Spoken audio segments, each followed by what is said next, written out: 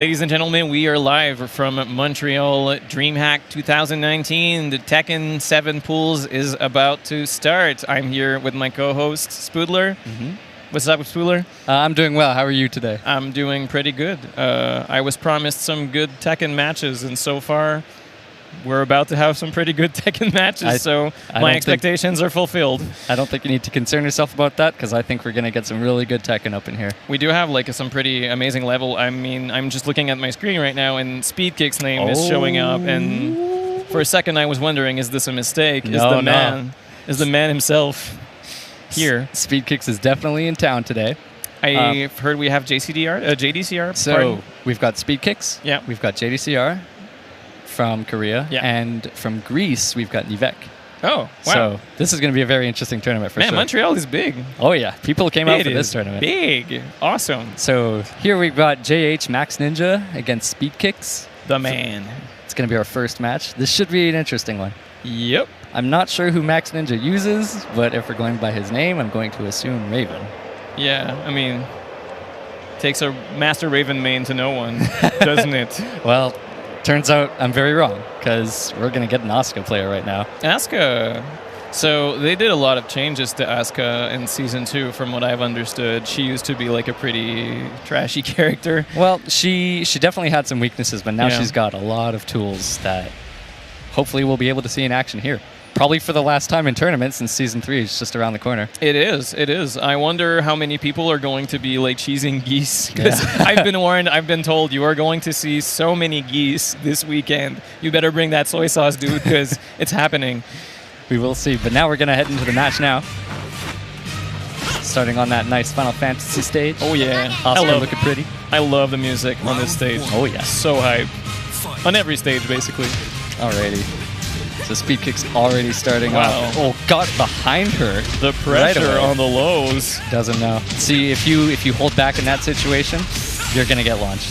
Speedkicks, of all people, is going to have some setups for it. And that was a very quick first round. That was a start for a tournament, man. This is pretty explosive so far. When Horrang's around, explosive is definitely the word. Oh, but a really nice sidestep and a launch right there. Yep. We're going to get a nice wall combo. Beautiful, max damage. Ooh, but got behind her. Oh, trying to go for the counters. Max Ninja making that lead worth it. Really nice. Ooh.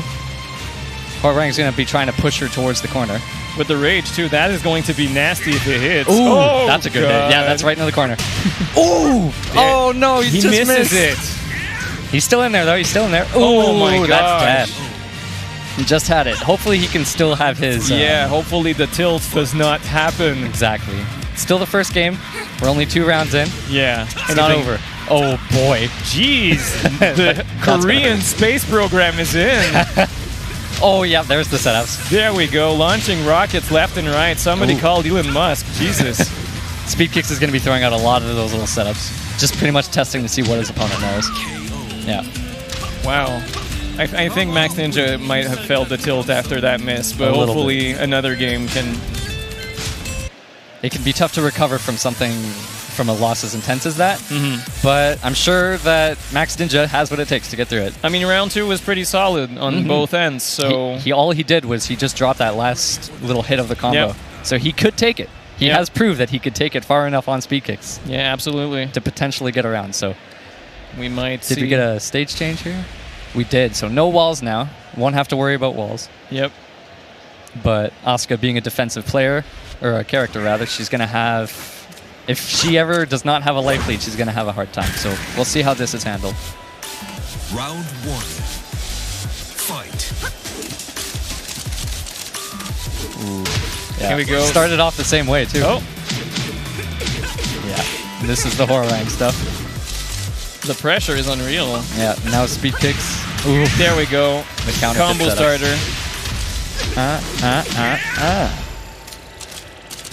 Ooh. Yeah, he's going to be pulling out that distance now, just waiting for her to whip. Yep, there you go. Sweet, baby. Round 2. Fight. Ooh, almost on the launcher, but good whip punish.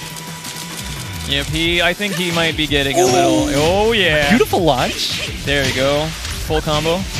Nice. Oh, okay. See, this is starting it off, yeah. Yeah, that was That was daring, but it worked. But now Asuka, she's going to have to play the defensive game, and that's her comfort game. Ooh, but no throw break. But she still has a life lead, so as long as she stays back, it could be okay. Yeah, once Max Ninja gets started, he gets those leads, and you know that Oh, beautiful counter and no you chicken, go. and Max Ninja gets his first round of the Round match. 3. Smash tournament.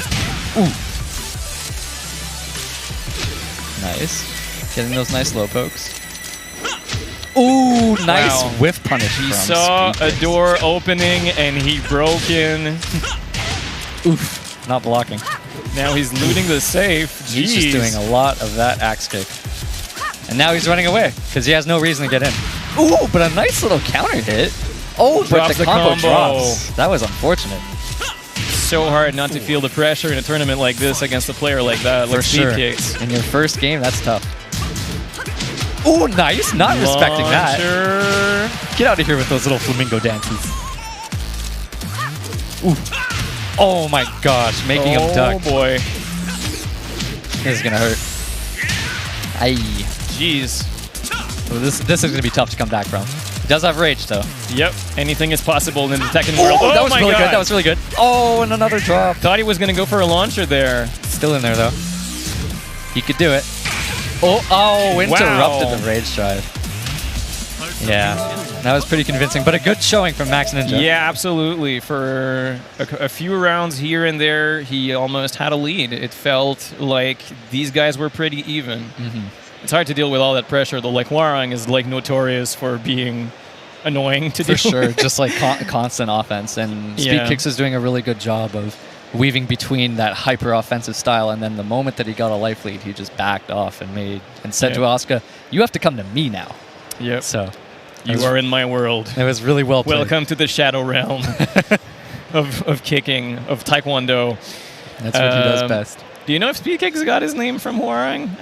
I would assume so. Yeah. I don't know the history behind the name, but if I were to hazard a guess, I would think that it has something to do It makes like a little too much sense for it not to be like an origin story where he just started Taekwondo or something and he went like, you know what? Tekken World's Championship. It is an interesting thing when he uses the boxer, Steve Fox, a character with no kicks. Yeah, kind of. Ooh, but rolling up right now, we've got Toby, a.k.a. Mind Wolf. Yeah, one of the big shots in Montreal. Oh, for sure. He's definitely one of our best from Montreal. And he's super good. He's a Lars player. one of the only Lars players in the world. It, Pretty much, takes yeah. it takes the soul of a warrior to master that character. For sure. This is going to be I don't know who his opponent is. We'll see. It'll be revealed to us once he sits down. The hype is unbearable. The suspense is killing me. But yeah, Toby. He's got one of the most interesting Larses I've seen because a lot of his playstyle revolves around putting you in like a certain block situation and then like having a certain movement setup that will like counter anything that you try to do. So he's got a lot of that. If you're not ready for the way he's going to be coming at you with Lars, and like you're trying to attack when he's making you block and stuff like that, it's going to be tough. Yeah, I have played Mind Wolf so God knows how many times in Soul Calibur 6, and I don't know how it compares in Tekken, but I know that his playstyle in Soul Calibur 6 is the type that punishes you for breathing, basically. And it's very similar to how he is here. It is He's- extremely frustrating to play against, but damn, he's just too good. He is incredibly good at just like catching on to any whiff that you do. And like perfectly, like whiff punishing with the like, second the biggest combo. The second you sidestep, he will time travel 5 seconds ahead of you, and he's going to go back and go like "Omae wa mo shindiru" and just throw out a homing. Man, he's just in your head. He's got those back forward 2-1s on deck, or is it forward back? Either way, we're going to be seeing some 14 frame launchers from Lars in this match, I'm sure. Yeah. I do know that I've seen him play a bit. I know that he is very keen on using those orbitals. Oh, yeah. As Lars, he just like goes in his space, comes back. They are safe on block, so the risk of doing it isn't super high. It can be sidestep, but he has a way of like really making you afraid to sidestep with his really strong use of his back one, the homing move. And it looks super flashy, which is the whole point. I mean, that's sort of the thing with Lars in general, right? This Yeah. dude is an anime guy just put to this Tekken game. Yeah, it's like they just put they looked at design for it, and they were like, now we need to scale that haircut up a couple notches. Yeah.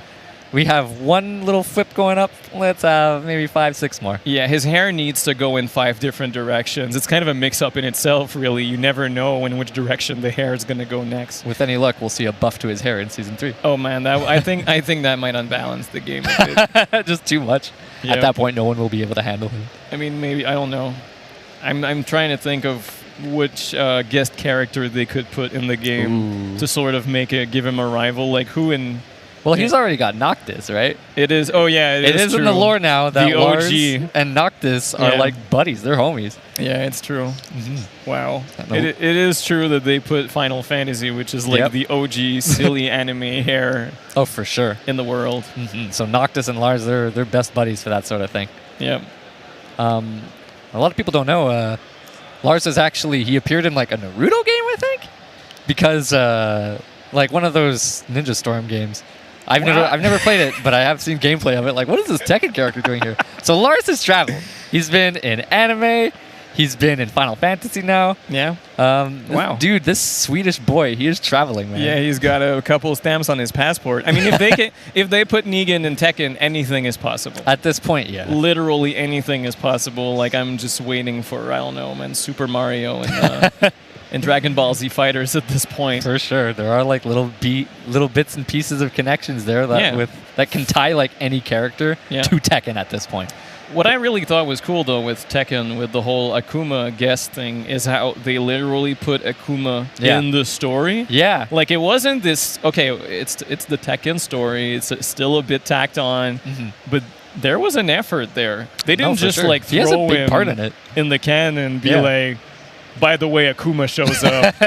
Gets decked in the face by Jin Kazama and disappears in the Nether Realm forever. No, he's an actual Tekken character at this point. I thought that was a really cool effort. As much as we tend to not give fighting game stories credit, that was cool, I guess. For sure. Negan, though. Negan came completely out of nowhere. I should not have mentioned this. I'm sorry. I apologize. It's an entire rabbit hole of just like what character could show up. I should. He who must not be named. If someone ever plays in on the stream, I'm very sorry. So it looks like we're actually going to be getting in pretty soon. Oh yeah, baby, it's happening. I see that we're at the character select now. Shouldn't be too much longer.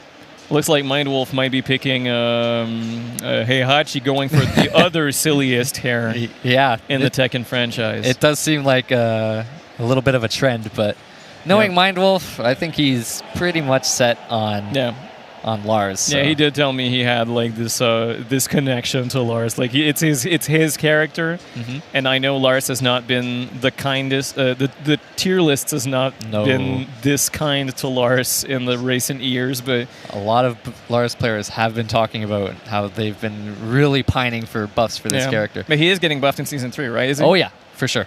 Good. He's gonna get a lot of new stuff, and like. The history with Lars is he used to be like one of the best in Tekken 6 and Tekken Tag 2. Like very abusive character. He can get up to a lot of nonsense. But ooh, we might have a Hwoarang on screen. 2 Hwoarangs in a row. That's a lot of Hwoarangs, man. Yeah. Why can't I hold all these Hwoarangs? Yeah. I'm excited for this one. I think I may know who this is. So it might be because on the right of the screen is literally the only player I know in the entire tournament. Well, that I know personally. I know who JDCR is, kind of. He is one of the, Toby or Mindwolf is one of the OGs of Montreal. So yep, he is. He's got a following. If you want to play a fighting game, you will turn around and see Mindwolf waiting to destroy you in whatever fashion he feels like doing. He's definitely one of our best in Tekken, but when it comes to fighting games in general in Montreal, because these skills kind of carry over. You know? But this guy, he's at the top for so many games. Yeah, he's super good at Samsho. I don't know. He's amazing at Samsho. I don't know if there's any other players who could compete with him in Samsho. I don't know if there's any other players who compete with him in Soul Calibur for sure. Soul Calibur in Montreal, he's the top dog for sure. But now it looks like we're getting into here. It's happening. This nice Souk stage. Yeah. We're looking at Lars against Hwoarang. So it is Hwoarang. Oh, it's Alpha. So Alpha, he's a player from France who's been staying here for some school, I believe, but super good Tekken player. You do not want to whiff any highs against this guy. If you have a high in your string, don't do it. He's going to duck it. All right. I mean, it seems to be two players that like to react to stuff. Oh, yeah. And that do not let a single mistake pass their defenses. Mm-hmm. So I think it's going to be down to whoever makes the first mistake. Oh my god, that hair. This is going to be a good match, actually. Yes, it is. Because these two players are both super good. Here we go. And it's a pretty small stage, right? So walls are definitely a thing this time around. Alpha wants to get that offense started. Oof. Wow. Mindwolf pressing some buttons. Ooh, the whip. That's the whip. We saw that before with speed kicks. Gets those low. Wow. It can be really scary when you have not much health and you're against the wall against Farang. Once he gets you in his clutches. Ooh, beautiful sidestep. Ooh, he's going to punish that for sure. Oh, Mindwolf ducking in front of Farang. That's going to be a difficult thing. You called it. Oh, right to the wall. He actually made it. Not a single thing goes past. Jeez. Yeah, there may be some matchup inexperience here. I don't know if these two players have ever actually fought together. I have no idea either. Ooh, catching a counter hit. Mindwolf is going to have to chill out a little bit. Yep. He's right now down to half health already. Where did the health bar go? That was pretty much one combo, and that was a really nice punish. Ooh. Yeah. Jeez. That is some Hwoarang happening on this screen right now. Yeah, that is...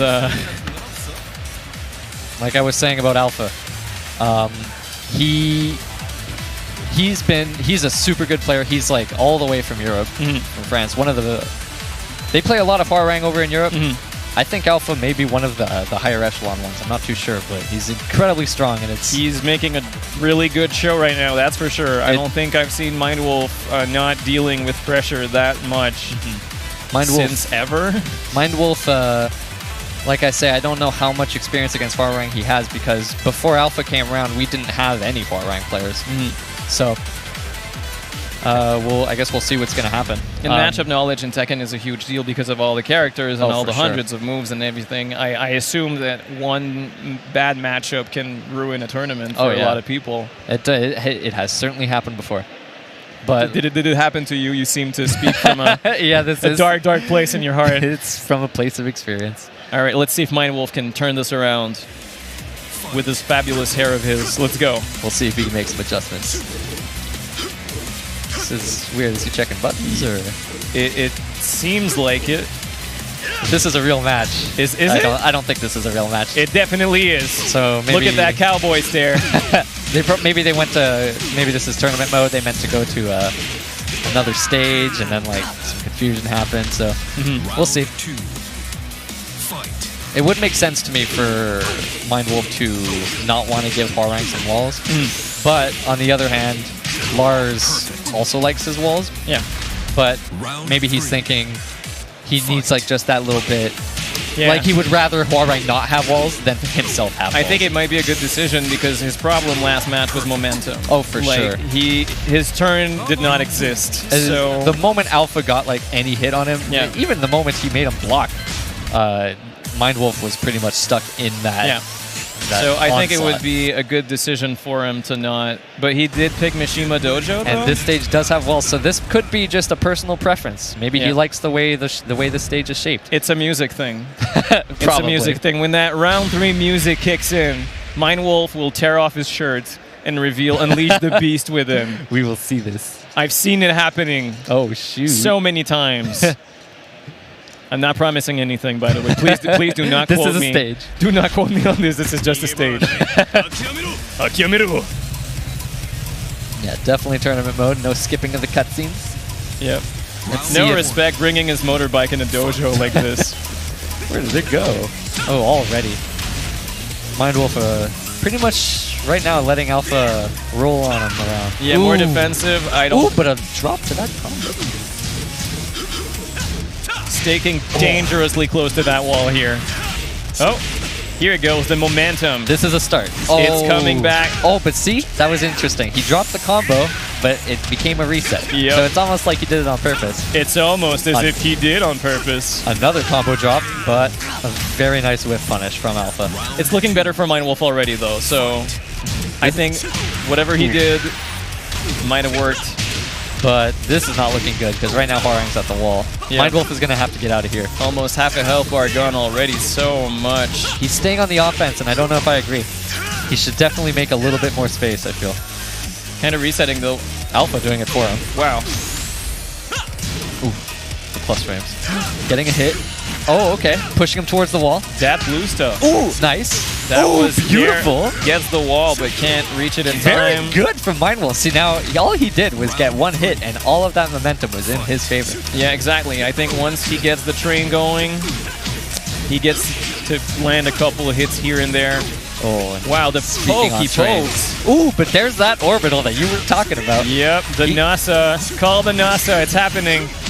Nice. This is a start. He just has to take him to the wall, and then that's when Lars can start his nonsense. Here it goes. Ooh, no. Great. Yeah, no I'm tech. actually Oh my surprised. gosh. Oh no. The He magic went for the pixel. high. That's just what I had been telling you about. If you have a high in your string, don't do it. It is true. Jeez. Ooh. The heartbreak. Very good whiff on it. Round 3 music. Anything is possible. Gets carried to the wall, but manages to get up in time. Ooh, that's some plus frames. Sticks with that dangerous position. Mind Wolf being very patient here. Manages to get him against the wall. Right now, he's still... Ooh, that's... Unsafe. Not dead because of the wall situation, but in the end, all it took was a small little reset. Yeah, Alpha being very dominant this match. Yeah, that was pretty convincing. I saw a lot of Mind Wolf just not being aware of the matchup. That's something that he's for sure going to have to lab. It is the struggle of Tekken.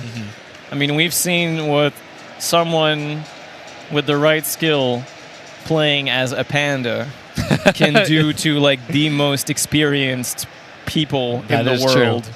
Surprises can come from anywhere. Yeah, you either have to play as a bear or come from Pakistan, but if you have one of these boxes checked, you can destroy anyone. The poor bear players, though, their character got nerfed in Season 3. They nerfed the bear. Right, for no real reason. A lot of people are blaming Rangchu. What is the World Wildlife Fund doing? How can they let this happen? Yeah, it is unfortunate. But it is what it is. It is what it is. It's a fighting game. Harada is all-seeing, all-knowing. He'll know what to do. I'm sure that bear players all around the world, even though they see that their character was nerfed, they already believe in their character. Yeah, They've exactly. come this far with their character, who was already pretty bad to begin with. So, hopefully, we'll see now. If you're gonna play a bear, like despite the fact that they're bottom tier, you're probably playing the bear because they're bottom tier. It's probably like some form of personal pride. I know I used to play. Back when I played Street Fighter V, I would play Fang, if only because he looked like a loony. He was your main. Yeah, I love that guy. Man, we gotta get married or something. He just threw Kool-Aid. Ooh, but look what I see coming up here. What is going on, my friend? So we've got a Montreal against Montreal team killed. It's a little bit unfortunate, but we do have Rami, a.k.a. Very Bad Man, a.k.a. Very Dad Man, recently became a father. Congratulations. And he is also an incredibly good Tekken player. He is... Montreal's #1 from what I've heard or something? I would say so, yes. Okay. So and he's been #1 for a long time. He's one of the OGs. Back in Tekken Tag Tournament 1, this dude, there was no beating this guy. Yeah. He was super good. So before he had kids, oh yeah, he was he was still schooling and everyone else. I would have to say that even with his kid, I think that's just given him power because as of recently, he's been playing super well. Well, first of all, all FGC and having kids kind of like work on the same skill set. You have to be super patient. You have to not give in to like whatever mind games is being thrown at you. So yeah. Oh, and he's actually going with the tag Very Dad Man. That's a very Rami thing. He changed to Very Dad Man. That is so cool. Props to that. So we've got Very Dad Man and Kaiksen coming up. I'm thinking we're going to see Paul versus Lee. Kaiksen rather being a Lee player from Montreal. Rami being the Paul player from Montreal. Pretty much the Paul of Montreal, I think it's safe to say. Paul being the One Punch Man of Tekken characters. Oh, for sure. And there is nothing stopping from Rami pulling out le bleu d'Etfies, as we say in Montreal. So what I'm expecting here is Rami's going to be pulling out a lot of little offensive little tricks. This dude loves to push buttons. But That's cool. He seems to know exactly when to push buttons. And Don't we all love like a nice, explosive, aggressive, in-your-face type of match? Oh yeah, and I think we're definitely going to be seeing some of that because It's going to be good. Kaiksen, especially, he really likes to be an offensive style Lee, and he's going to be going for those back 2 loops pretty much the whole time. He was telling me how badly he wants to be able to do those on stream. So I think we're going to be seeing some interesting stuff. So you think he's going to be trying to style on people? Oh yeah, this dude, that's styling is his name of the game. That is dirty, but I love it. Am I a bad person? Not at all. I think everyone wants to see a little bit of style. It kind of is true, yeah. You kind of want to watch tournaments for stuff like that where you're like, this should have never been pulled off in a tournament, but it is. So an interesting thing about Rami here, very bad man, is a couple years ago, Canada Cup, he came in 2nd place and he fought against JDCR himself. And it was a close game. He brought him to, I think the final score was 3-2 for JDCR, but every round was super close. He was just a few hits away. That's an achievement in itself. Oh, for sure. So you think we're going to maybe even see some rivalry going down? Between Very Bad Man and JDCR? Yeah, some crazy Montreal-Korea rivalry going on. Hell yes. Since the Tekken tag days, that's for sure the situation. Oh, man. But here we're going to be getting into the I need to catch up on that Tekken. There's a lot of history with Tekken in Montreal for sure. But we're going to be getting right into this with some nice paw. Here we go, that haircut. Punching out that brick wall, showing it's not supposed to be in the middle of the stage. Lee looking as fabulous as ever. Oh, yeah. Both wearing red. Fight. The color of Canada. It's going to be bloody. Oh, yeah. Or Canadian. They're going to apologize to each other whenever they get hit. Yep. I'm sorry. Maple syrup. So already, Very Bad Man, he's going to be trying to push him to the corner. Ooh, no punish. Wow. Just reads that low right there. So now he's got Kaiksen at the wall. Oh, but never mind. Kaiksen taking the words out of my mouth. He doesn't want to be up to the wall. Both being very patient right now. I'm actually surprised. Yeah, I'm waiting for the Michael Bay explosions to start, man. This is you a start. sold me on something. There he goes. This is death for sure. Oh, or not. Interesting wall situation. So close. Now, Kaiksen, he likes to go for that string, and I always tell him, no, don't do it until you're absolutely sure that's a counter hit. Yeah, you get to scream, don't do it whenever he does it on the stream if you really, really want this to end up in a video on demand. Ooh, but he's catching him, ducking, or pressing a button. We will never know. Both players. Very Bad Man. Ooh, very good punish Gambles on that. everything on that slide. Very surprised I killed. Yeah, he was playing that defensive game. He saw he had the life lead. He's like, I don't need to be here. I'm going to peace out. This is my world now. Ooh, nice pickup from Kaiksen. Yeah, that was max range or something. He doesn't get the hard part, though. Or the easy part, rather. Good break. Text. Now, this dude, he was talking to me about how bad he is at breaking throws, but... But it was all an act. Yeah, I think it was. It was all part of the mind game. There it is. Now, that was a tough throw to break, to his credit. Very Bad Man does like to mix up his throws. He has the launcher. Oh, and see, Wall there's carry. a couple back twos. He's bringing him out here. Trying to get him to wake up. Nice. He loves that down 3. Case and point. This dude is going to be using down 3 a ton. I'm not sure if Paul has a good punish for it. Oh, but that was an interesting interaction there, going right under the armor move. Very Bad Man already taking him to the corner. This is going to hurt. Oh, it is hurting. The classic. The classic. Look at that. Look at that smile from Rami. Look at the face of a murderer. Oh, and he knows he is, and he's proud of it too. But Kaiksen, he's fought him before. He's going to have to do a little bit of adjusting, but I think he has what it takes to do it. We'll see if the nerves won't get to him. Oh, look at this guy showing off his phone. He's doing this on purpose. The battle starts outside of the game. If you couldn't tell, that was a Paul splash art. It's very funny. He likes to show that off at every opportunity, but I think he misjudged where the camera is. But now we'll see if Kaiksen can take it back. Yep. On Duomo di Sirio. I wonder if he chose this stage. I didn't actually catch it, because this is an interesting pick for Lee. Because of the wall, the balcony break? Or? Yeah. Lee does get some nice stuff from it. But then it becomes kind of a big stage, and Lee, he prefers the small stages, just so he can take you to the wall. Anyway, none of them going. Oh, there it goes. Caught him with a launcher. This is going to go for a balcony break, Yeah, I was actually. going to say none of them is going Or for the not. balcony right now, but there he's just carrying him like a pretty princess all the way up to the balcony. But he did drop the combo, unfortunately. That's going to hurt. That is a guaranteed after that low. Yeah, Paul don't really need no balcony. Paul just... He just hurts. Yeah, Paul doesn't really care. Doesn't really let walls do the job for him. Oh, very nice duck, but no punish. Unfortunate. There's that down 3. Kaixin is a fan of that move. There's another one. And he's got the follow-up. And we're taking him downstairs. Boom. Beautiful. This is going to hurt. Ooh. Very bad man trying to jump away. Oh, but that's going to kill. It. That's just going to death fist. This dude doesn't care. He's just going to launch you. Round 2. Let's go Very Dad Man. Ooh, very nice block from Very Dad Man. But it won't be too much damage, so Kaixin still has what it takes. Oh, just runs at him like a mad bull. So after that ultimate tackle, Paul pretty much has a 50-50. You just gotta guess. Dropping the wall combo, but he's not stopping the pressure. That pressure. He just backs up to go back in.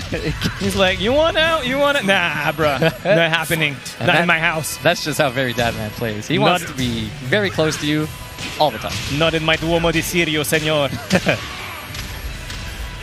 Ooh, this is another 50-50 and a delayed hop kick for the extra offense. Oof. But Kaixin, he's not letting that get to him. He's got those combos. Oh, Very Dad Man the taunting. Just getting away. He doesn't need to go in there. He knows he has a life lead. I think at this point he's just going to be waiting for Yeah, Kaixin just to throwing live. out pokes. Kaixin going for the difficult stuff. Ooh, It's pretty even, though. it is even. One hit from either could spell the end. Uses his rage drive. Very Dad Man doesn't actually have rage yet. Just one hit away. No, Did not punish the sidestep. Oh, That and cost he just him got the hit game. by 3 lows in a row. Very Still. close, but Yeah, these were pretty great rounds. But a lot of them were just outside of the clutches of Kaixin here. But Very Dad Man, if there's anything he's good at, this dude is clutch. yeah, and So- being very dad. Very Dad. So very dad. The dad of Tekken, I would say. This dude, he's been around for a long time. Yeah, I mean, if he's been around for a long time, he's probably everyone's dad at this point. So that was a good match from them. Yep. I think. Pretty even. You could see that each player had like matchup experience from that. Oh, for sure. They've definitely played each other before. Mm-hmm. But Very Dad Man, he's one of the favorites of this tournament, I believe. He's he's a very strong player. If he's one of Montreal's strongest, it makes sense that he would be repping Montreal against all the other He's one of our killing defenders. machines that Yes. showed up here, such as JDCR and whatever that we mentioned. He is for earlier. sure one of our defenders, so I'm sure we'll be seeing more of him later. You gotta defend, man. Mm-hmm. You gotta hold the fort, please. Kaixin, I'm pretty sure this is winner, so Kaixin, I'm sure is. I think we might see more of him. He's a very strong League player, so Yep. he's still got his run in the losers bracket. Ooh, we got our players rolling in now.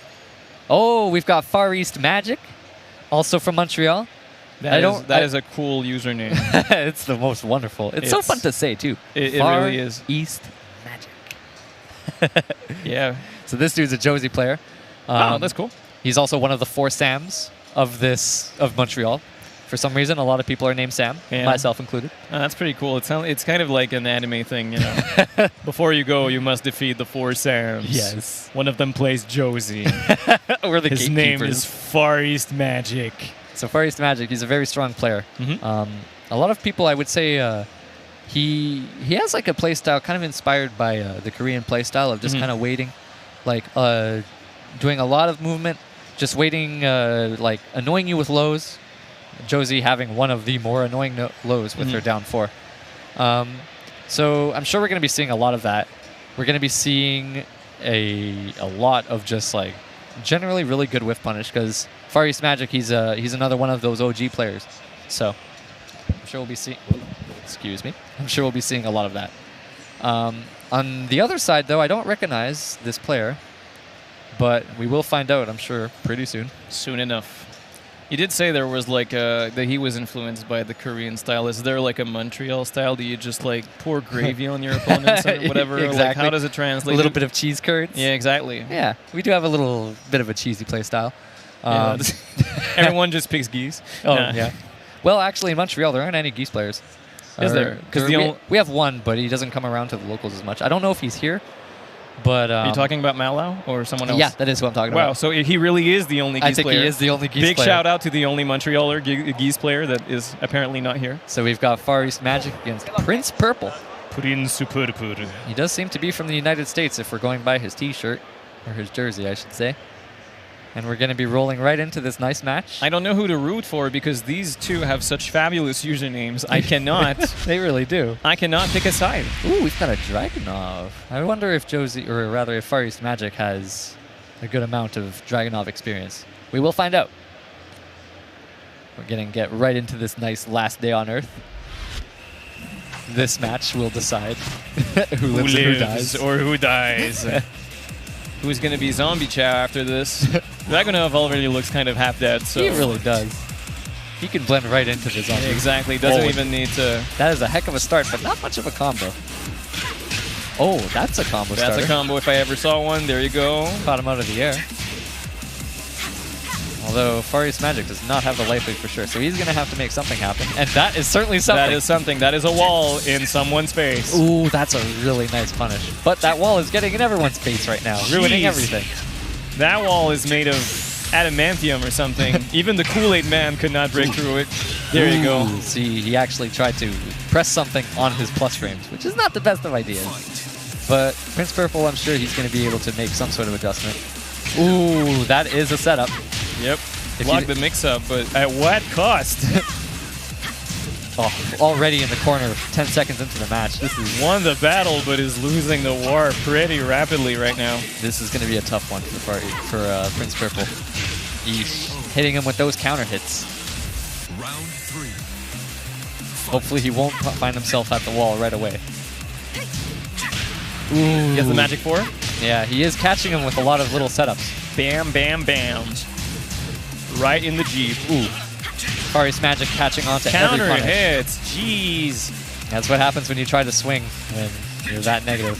Ooh, Yeah. good throw break. It was a throw out of nowhere. I would have gotten hit. That was an interrupt, but didn't actually get to capitalize on anything.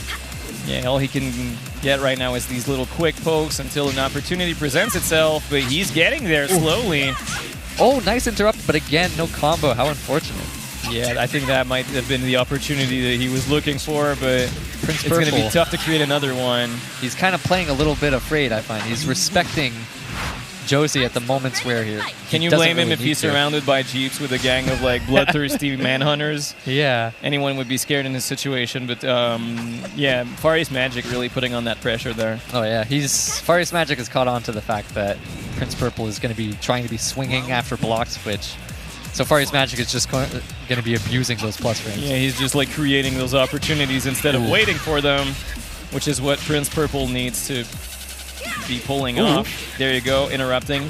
Oh, that was a beautiful sidestep from Far East Magic. And this is the Far East setup. Yep. No The counter Far hit. East setup. Yeah. It's the one where he does that combo, whips it, and then try to hit you with a counter hit. The man who invented the tech. The man behind the legend. Far East Magic. Round 2. Taking that first round. Ooh. Interesting punish. Oh, you Gets don't want the to be doing sneak that. edge. That is risky. Yeah, Far East Magic has already demonstrated that he's going to be ducking those. I do realize we have not or seen... should I say. Drops the combo, though. I realize unfortunately. we have not seen a single low parry this tournament. That is true. There haven't been any. I'm just waiting for the low parries at this point. Yeah, people, they like to just duck low. Or just get hit by lows.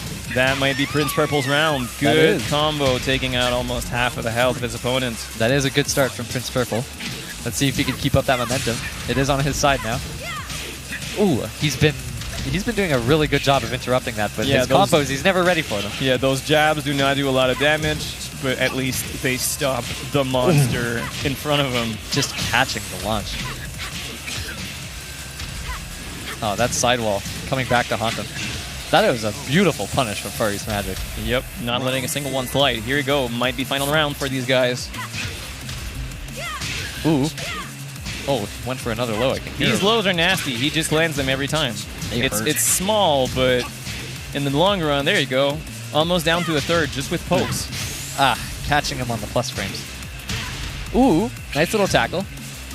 If he can manage to like really make these pokes count. Yeah, that's what happens. Good showing for both players, though. Yeah, we get a fist bump there. That's cool. Good sportsmanship. Hey, Sam with the Team Canada shirt. He's representing Canada. Yeah. Good stuff to him. Team Maple Syrup represents.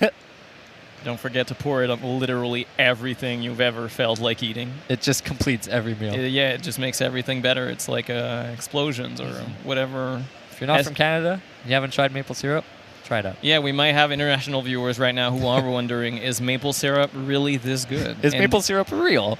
Is it real? Is it a myth? We can confirm it's real. It's and real. It's very good. And you have to come to Canada and to spend your hard-earned money to try it. Mm-hmm. But it's an attraction in itself. For sure. It is a place you can visit. The Maple Kingdom is a place that you can visit. So I think we've actually got speed kicks against blackboards, I believe.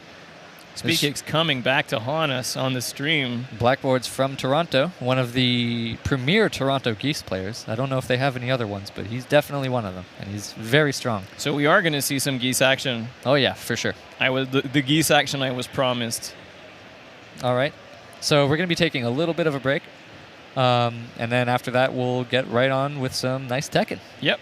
What's up, everyone? We are live from Dreamhack Fighting Game Championships Montreal 2019 for the Tekken 7 pools. And next to me is my co-host Spoodler. How's it going? I'm doing very well, and I'm very excited because lined up we've got a really fun match. So we have Speed Kicks coming back. We've got Speed Kicks against Blackboards from Toronto. This was a match I've been looking forward to, one I expected. Are these two players that you know? I mean, you know Speed Kicks. We've talked about him earlier, but what about Blackboard? What's his thing? Blackboards. He's a Geese player from Toronto. Yeah. Very strong Geese player. I think just going by Speed Kicks' reputation as having gone to so many tournaments, he's fought his fair share of Geeses. So I'm very popular character this season. I'm interested to see what Blackboards is going to do to change it up a little bit. Yeah. Can he reinvent the Geese? We will have to find out. Both of them thinking very hard. Will the goose be loose? Now, Speed Kicks, they got the names wrong here, but that's fine. The mix-up. Speed Kicks is definitely on the left. Can each player, can players pick someone else's name to throw off exactly. their opponent? So Speed Kicks does have a habit of picking different characters. He sometimes doesn't roll with Hwoarang all the way. Okay. You did mention, what's his name? Steve. He does use Steve, and come to think of it, actually, I think he has used Steve against Geese in the past. Yeah. So we'll see if he is feeling up for it. Is there going to be a counter pick or something going on? It looks like we've already locked into Hwoarang, so... It's either all legs or all fists for this man. It seems to be that way, yes. But now hands have been shook. They're now going into this nice match. Shooketh, I say. And we've got Geese against Hwoarang. Blackboards against Speed Kicks. Panda Global Speed Kicks. On the abandoned temple. Oh boy. He just looks so mean. I don't has he ever felt like a single positive emotion in his life other than like pure raw cruelty? Yeah, I'm not sure. I wouldn't put it past this dude. I just love him. He's just got that cruel grin. Yeah, it just looks like the angry evil uncle of FGC. So we're going to be getting right into this. Here we go. Channeling that chi energy right there. Potentially the last big tournament for Geese players all over. Because where are they going to go? Is there still a place left for Geese players? So already, not a great start for Blackboard. He seems already taken to the wall. He seems to not be very welcome here either. Half his health bar has already been gone. Ooh, Speed Kick's trying to interrupt. Interesting choice. Blackboard's inching his way through. Speed Kick's, I wonder if he's trying to go for some sort of technology there. Because that's twice now that he's been interrupted in a very common string from Geese. Ooh, nice duck from Speed Kicks. Just waiting for him, being very patient. Yeah, at this point, he's got the life lead. He has no reason to go in. Blackboard's using his meter and then standing still, trying to put in that pressure. Ooh, not over yet. Oh, but a very good trick from Speed Kicks there, hitting him with those lows. Yeah, I feel like Blackboards did not take that much advantage of the meter there. Ooh, good little hit. Right now, they're both pretty even on health, and they keep trading. but now the horror stuff is starting. Oh, but there's that dick jab from Blackboards. Yeah, it's one of the combo starters, one of the trademark combo starters from Geese. So Yeah. once you see that jab, you in trouble. It's one that he's going to have to make the most of for this tournament because it is not going to be the case anymore. Rest in peace. Oh, did he press something? He The did. drive. I don't. That might be a dead character. That is a dead It is character. Goodness gracious. First rage drive of the tournament, and what a rage drive. Ooh, Oh, rage art, my bad. actually managed to hit him. Gonna take him to the wall. Yeah, it was a pretty shallow hit. It was gonna be tough. Once again, speed kicks getting hit at weird times. I'm very curious to see if he's gonna be pulling something out. Well, just trying to get that range. Wow. You see how he just kept backdashing and then just threw out a launcher out of nowhere? Just waiting, biding his time. Oh, we got Gets a the good counter parry. in the wall. We got Blackboards with the big combos. This is gonna hurt. He might be dead. Oh, but he just missed it, but he still got it. It's all Doesn't good. need it. It's like the combo never dropped. Doesn't need it. He's already got it pre-ordered. Ooh. So Geese Blackboard. is notorious for being a character that can bring you from like 75% of your health to for nada. So you do not want to hang out near walls against this guy. There's that dick jab again. We're going to be seeing a lot of that, especially against speed kicks, considering Harang will frequently get hit by those jabs. I mean, he's still got the lead in the matches, so he might not have to switch to Steve if the pressure becomes too big. That is true, but Blackboards does have the life lead right now. Yeah, it's the whip punish. Not super efficient, but still good damage. Ooh, and that is a dead. Oh no, I spoke So a little bit close too soon. Yet so far, but he still got it. But yet so close. I hope Blackboards doesn't feel the pressure too much from those drops. Right now, he's doing quite well. They're both It's even in 2-2. rounds. Yeah, Blackboards was just warming up. He's like, nah, bro, I'm ready. Oh, does not block the low. Trying to go for the setup, but speed kicks has seen it before. Once again, getting hit by that. I do wonder what He what's does happening not let go once he has you. Oh, nice parry. I think that was it the whole time. That's what he was trying to do. Still not a big Oh, he's going to get a payoff. big combo here. He might be able to kill. Oh, it just dropped. Drops it. He's just not far. Oh, he actually interrupted the rage drive. But with that angle with the wall, it was going to be a tough one anyway. And he could still do it. has a big lead. Can he One do it? low would probably... What? Oh, it's so close. The tension is Oh, real. my goodness. Oh, he does it. Blackboards. I need a cardiologist. He's got the first point from Blackboards. That was solid as heck. I think a lot of that was speed kicks attempting to go for that little counter. He managed to do it at the end there. I knew he was fishing for something. Yeah, but at what cost? Yeah, he cost him a game because How he was long? going for it a lot. Teach a man to fish and he can fish for his whole life, Yes. but do you really want to spend your whole life fishing? Speed kick smiling. I feel like he's got something Serious mode planned. All right. coming in. I think we're going to be seeing a change from speed kicks there. It's going to be less about trying that setup and more about just playing some good Tekken. Yep. Yeah. No need to switch characters, no need to switch stage. That is confidence. Nice armor move. Oh, no punish. Good pressure from Blackboards. This is a good start from Blackboards for sure. And there's that parry again. He's going to be going for that a lot. Ooh, no respect. Spring kick. Letting him stand up. Oh, he definitely had some plans, that's for sure. Speed kick's dominating right now. Yeah, that's what he had been going for the whole time. He's coming back. Coming back from the dead. Pretty much at the wall. Oh, he got hit. Again, he went for that parry. He's got to be careful with those because they might cost him. Oh, no break. Wow. Now he's at the Reversing wall. the situation. Yeah, I was going to say pretty dangerously close to that wall. Oh, and now that Horang stuff is Pokey starting. poke. Oh, there's that Gets parry. the parry. Yeah, speed kicks has definitely found an answer there. Yep. Just being very aggressive, but not letting a single thing in. This is a similar situation to where Blackboards found himself earlier. Yeah, maybe he will just press the serious mode button on his controller. That's a good start. And that's a Yep. really good adjustment too. Dropping the combo, but that's fine. He's still got some good damage. I don't think, yeah. Ooh. I smell a dick jab. Yeah, there it is. Ooh, no duck. He gets his rage drive interrupted. And once again, Blackboards, he's got a number on that Blackboard. Just walks in and takes it. No dignity, no respect. This would be a heck of an upset. Blackboards, he could do it for Toronto, though, I believe.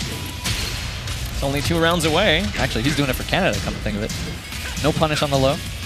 Ooh, even with the delay, the parry still Yeah, with went that through. wall, he's in a bad position. I would not want to be this man right now. Yeesh, yeah, this is tough. especially when Hwoarang's got you like that. Yeah, at that point, he was just waiting for a whiff. You win. Speedkick's adapting really well. 1-1. Is the download complete, or can Blackboard erase whatever he just wrote and start off anew with something else? Blackboards, I believe, went to stage select. Welcome. Oh, character select. Does he have somebody else? What? If so, I don't agree. I think he was doing very well with Geese. But perhaps he was shook a little bit by the fact that Speedkicks was hitting him with those parries.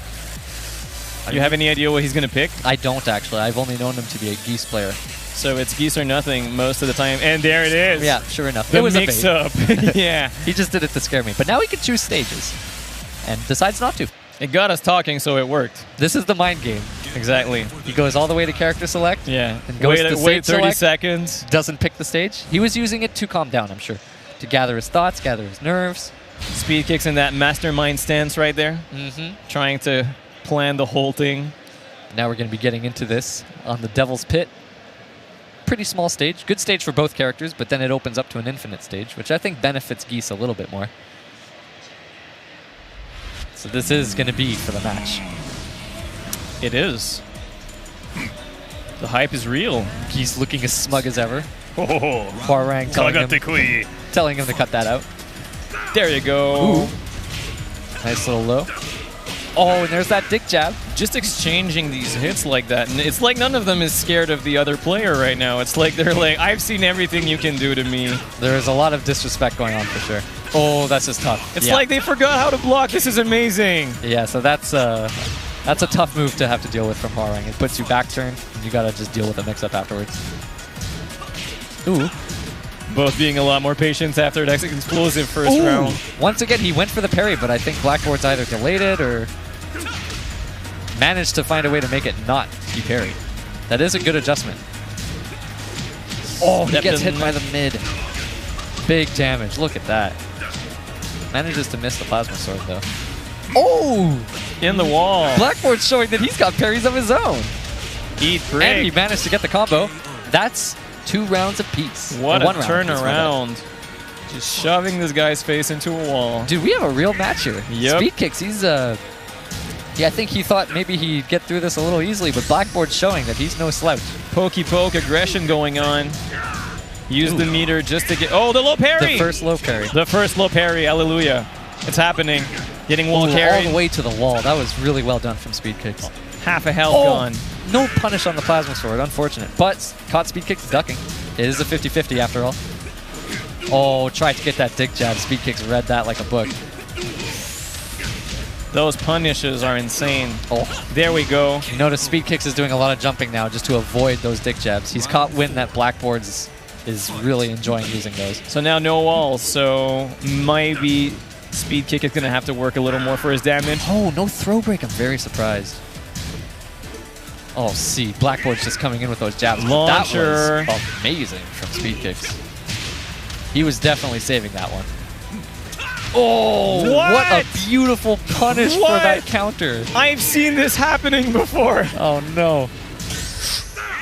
Oh, he's going for that Jeez. so much. And yeah, Speedkicks, that was really good. Just Oh, throwing the his... mix-up. Speedkicks, he stayed his ground. Oh, That was a really good match, though. that was an amazing match. That ended up being quite close. Good stuff from both players. Yeah, very good stuff. Very good adaptation, especially from Blackboards this early on. Oh, yeah. Like, when you have to download, like, an opponent after, like, 2 rounds, you never really know what you're getting into. It's For sure. sort of like this, I'm going to throw that out, and hopefully it works, and hopefully I don't look like I have no idea what I'm doing. It was a lot of... I feel like that match was a lot of Speedkicks as well. He was trying to, like... Maybe he, like, discovered this tech or something, because I've never seen him do that. Yeah. When he was fighting Geese players. I mean, I don't think I've ever even seen him use Hwoarang against Geese. So he was Okay. showing that he had a lot of technology with those parries and that one move where he went into Flamingo, Yeah, it was a parry fiesta at one point. completely avoided it. But Blackboard was showing that he's got what it takes. He could do it. Yeah, that was very solid from both players. So not a lot of mistakes were made at all in this match. Not a lot of unpunished whiffs. there were a few drops from blackboards towards Yeah. the beginning of the match, but he... Well, once the lawnmower got going, he just He like, pulled on wow. that. Yeah, didn't need to do anything else. Yeah, that was a really good showing from both players. I would Yep. definitely have to say that. We got a low parry. We did. We got a rage art. We got parries from all over. We got the low parry. We got the rage art that came out of Yeah. nowhere. That was really good. All we need is Negan.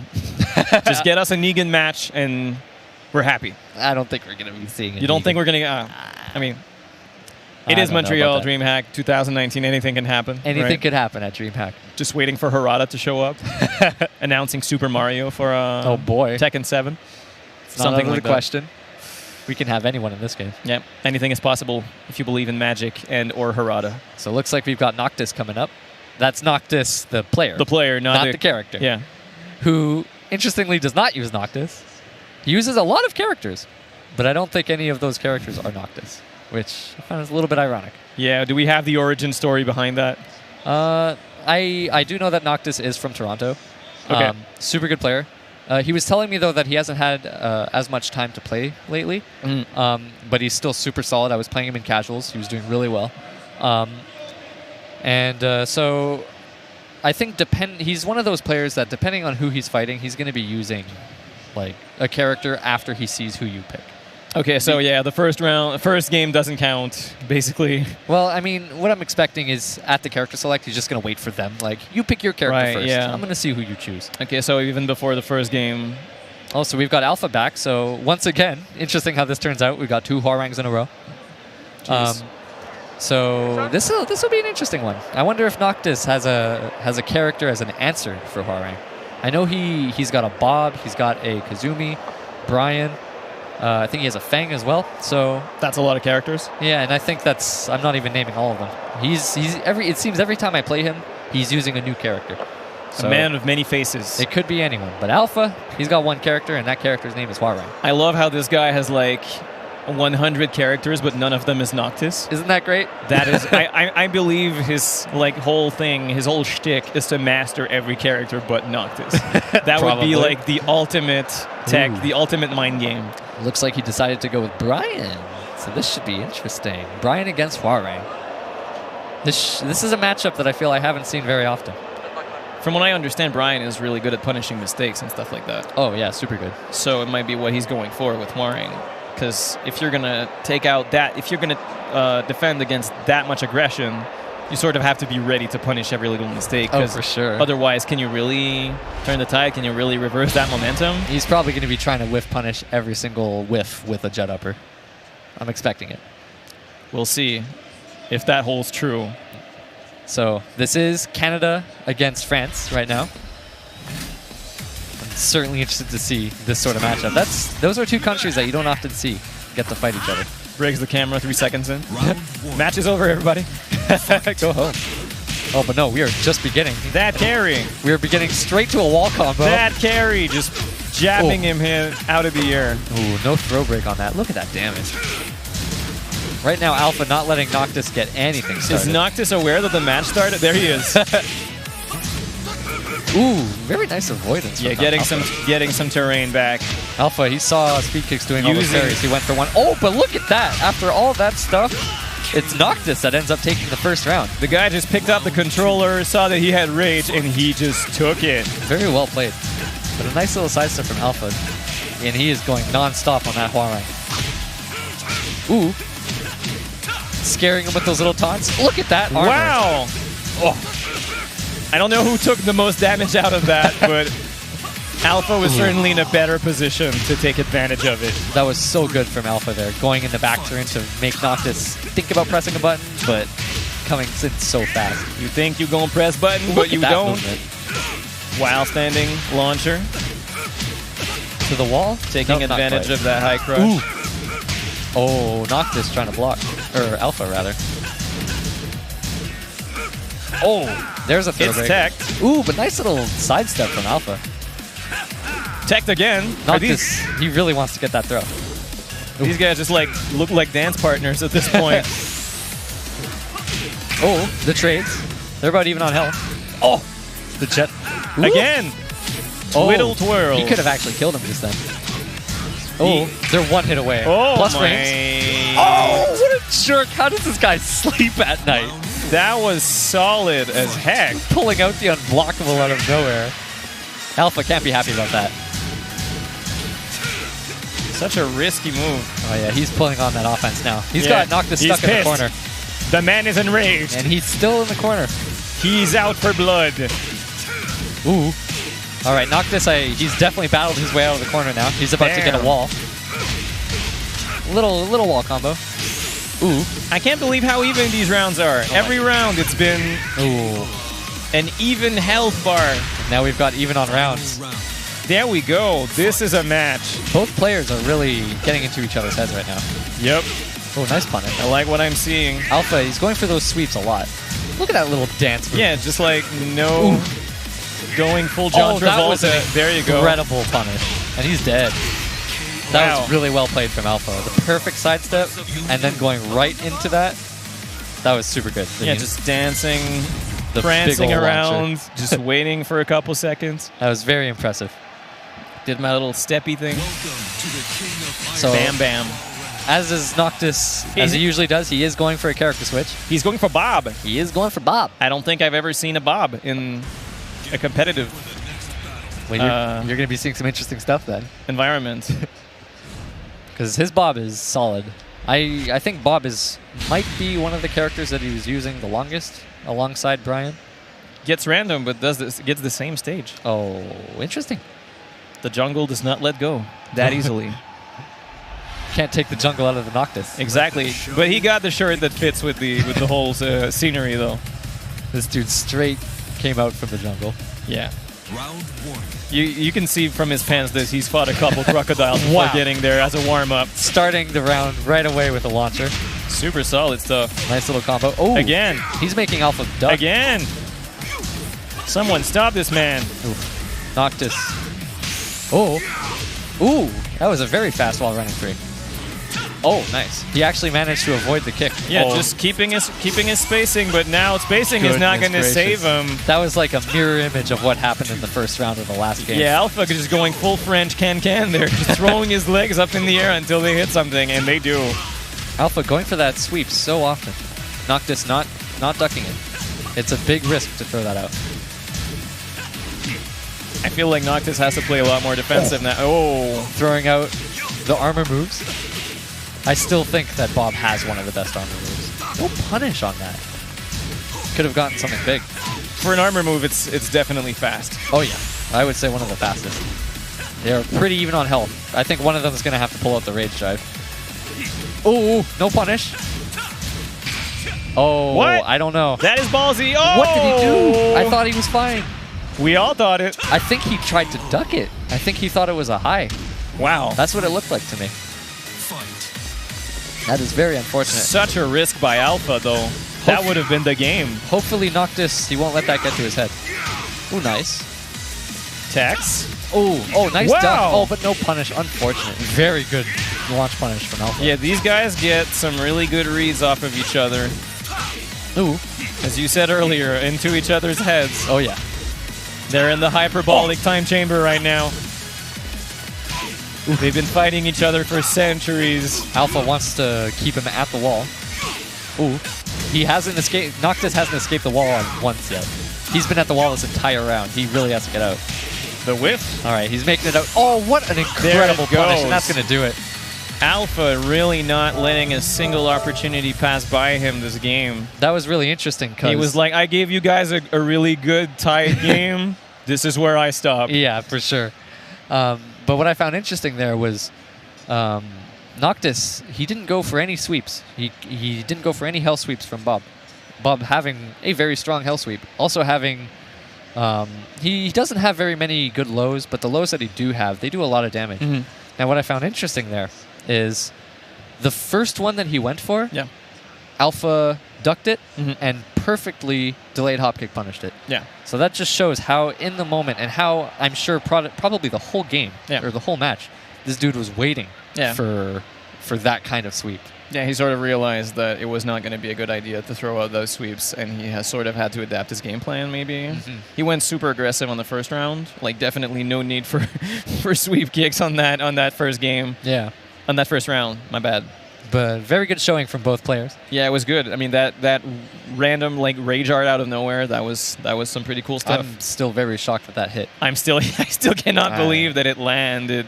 The thing is, even if Noctis had blocked it, Yeah. because of the nature of Huarang's rage art, it wouldn't have led to anything. It just would have led Sort back of to neutral. like a reset, yeah. Yeah, because it's unpunishable. It's a mid unpunishable rage art. It's unique in that way.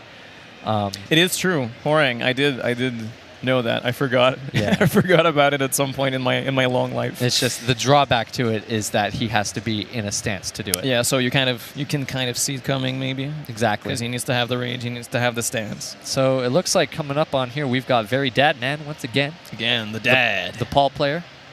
I don't recognize this player that he's going to be going up against, but should be an interesting match for sure. We're going to be seeing some Paul. Oh, nice name. Yes. We got some farm equipment up Yeah, in here. gardening tools. Wonder if he's just like hangs out with a bunch of people like a sprinkler. Yeah, they've got a whole team going. Yeah, that'd be great. So I think this is pretty far in bracket. So Ho, he's a player I've not heard of, but to have made it this far, I think is something. There's something to be said about that. He's got to have some good stuff, that's for sure. Yeah, With a name like that, who knows? Very Dad Man going up against Ho. Both of them look ready. Desyncing their controllers. Very good tournament etiquette. Basic tech. I approve of it wholeheartedly. Yeah. So I'm assuming we're going to be seeing some Paul once again, just based on the fact that I don't think Rami uses any other characters. Is he asking the crowd which character to pick? Is that what he's doing? We'll see. People are just gonna throw out like go bear, go Gigas. I think I think even if Rami were to ask the crowd, they would all just still say Paul. This dude's Paul is so good. The One Punch Man of the Montreal FGC. For sure. So I am curious. Noctis! Oh, we've got a Noctis. We go from a player named Noctis to a character named Noctis. His spirit still lives within us. It's like he never left. Yeah, exactly. Jeez. So I wonder, actually, I've known Very Dadman for a long time now, but I don't know how much Noctis experience he has, because we don't have any Noctis players over here in Montreal. From what I understand, Noctis is like a character whose tech can be pretty easily understood and countered once you have enough experience. A little bit, yeah. If I remember correctly, I think Very Dadman actually, at one point, used Noctis for a little bit. Like when he came out? Yeah, about just like on that hype train, basically. Yeah. But outside of that, I don't know if he has any experience fighting this character. So this is a matchup I'm definitely interested to see. Feels like it's kind of like a sleeper character that people sort of got on when the hype train began, sort of dropped when the hype train ended, but somewhere a man named Ho decided to stick with the character, and I don't know, maybe he's like a god or something. We will find out. I'm very interested to see this match. And we're going to be going right into it now. Very Dadman seems to be pretty interested in it as well. He's already smiling, and the match hasn't even begun. If I know Very Dadman, he's a dude who first of all, loves attention. Yeah, there you go. But most of all, he loves a good match of Tekken. I mean, if you got it, flaunt it. You know, the guy... Oh, yeah, there he goes. There it is again. At every opportunity he has, he's going to show that off. Look at that duck face. So we've got Noctis. Practically making out with the crowd at this point. Forgotten Realm. Now, I don't know if Noctis gets anything substantial off of Forgotten Realm in terms of the floor break. Yeah, because of all the floor breaks. But I do know that Paul has some cheap stuff from that. So this should be an interesting match. This is the winners. So both these players, they've come this far. I'm still puzzled by the Noctis pick. I think we're going to see some interesting stuff. I don't know anything about this guy. I don't know if he's Canadian. I don't know if he's traveled from somewhere else. So this is the first I see of him. All we know is that he's the only guy that did not drop Noctis post-launch. There he goes. Right away, not breaking a throw. Turn down for what? Ooh, going straight for the launcher. Interesting choice. Tax the grab. Oh, and the death fist out of nowhere. Very bad, man. He's putting on he's making a statement very early on. He's being very bad. Very good at being very bad. Oh, but he's not blocking those lows. Oh, and nice little follow-up. Just throws out the rage drive right there. Ooh. First opportunity they get. No more rage. That was, Oh, he's not dead. Oh, nice little backflip. Oh, but he really wanted that launcher. I think it's one of the first times I ever see a successful backflip in Tekken. Yeah, it worked out in a really interesting way. Ooh, got Gets hit that by launcher. launch. The floor is lava. Oh, is this going to hurt? Yep.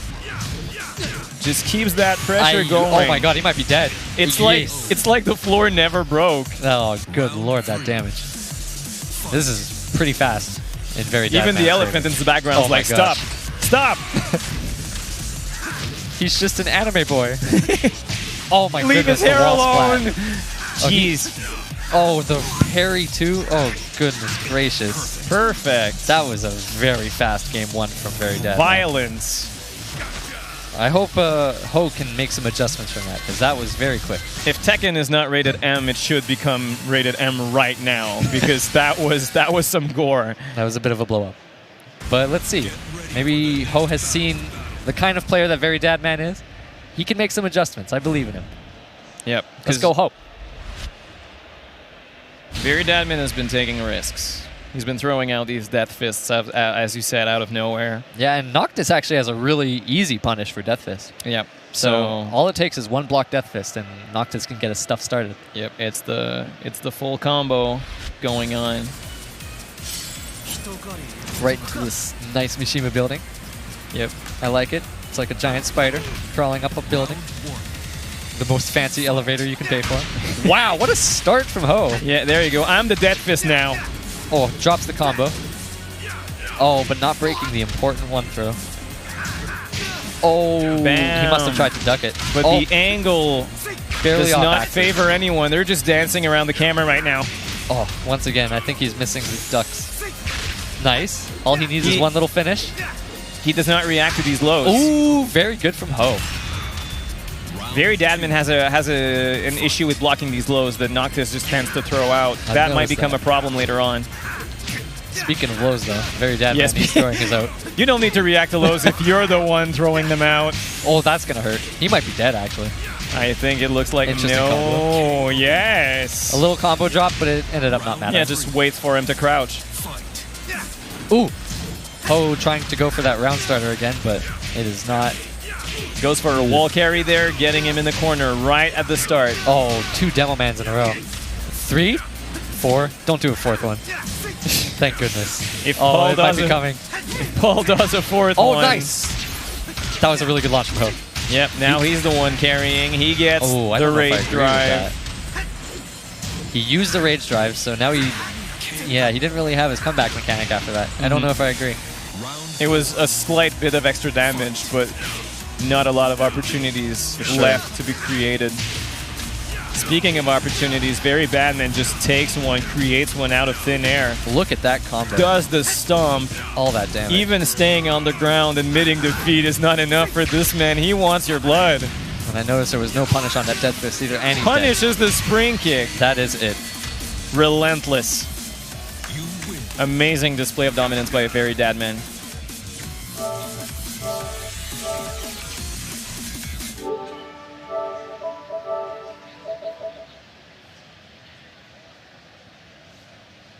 So we got some disconnecting right now. So, yeah, that was a very good match from Very Bad Man. It was. Very convincing showing. I was. feel maybe there was a little bit of matchup inexperience with Ho not recognizing about those forward 2-1s. Mm-hmm. He would always try to duck them, but he ducked them a little bit too late. I'm a little sad we didn't get to see that much of that Noctis action. I sort of wanted to see what was in store, but as you said, maybe just a bad matchup for characters, for players, for Perhaps. whatever reason. But over here, oh, this is unfortunate. We've got a Montreal team kill coming up. Again, We've got Far East Magic going up against Phaetons. So we haven't seen Phaetons yet today. we haven't seen Phaetons on stream, no, but he's a super good player.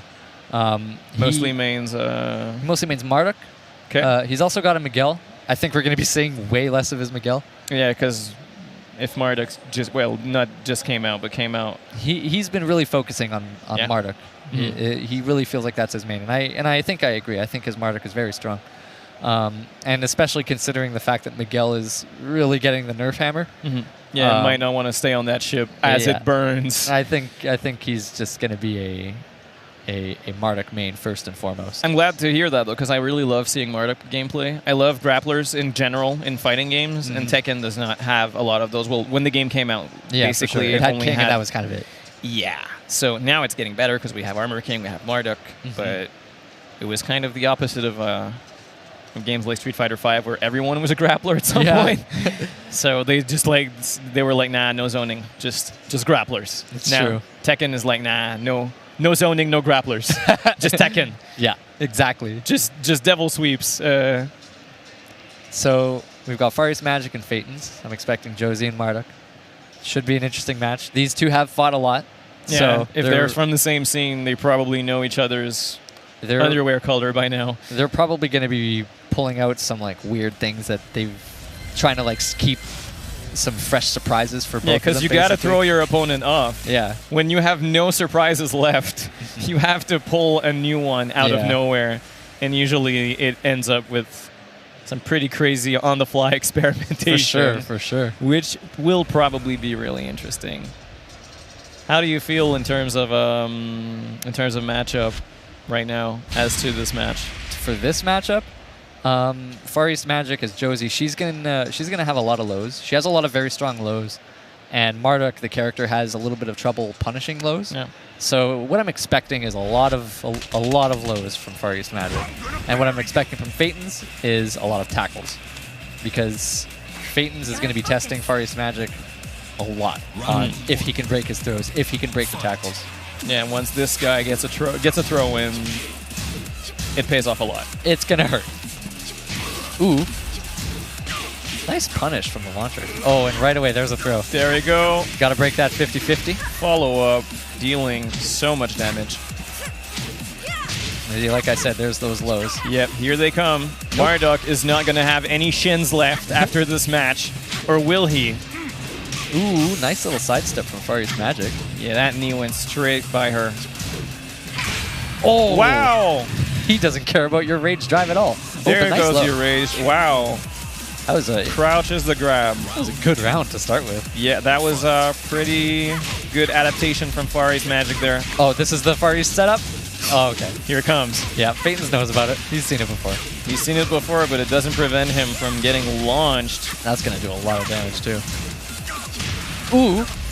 Oh, nice break from Far East Magic. He's in trouble. Phaetons. I feel he should go for more of those tackles for sure.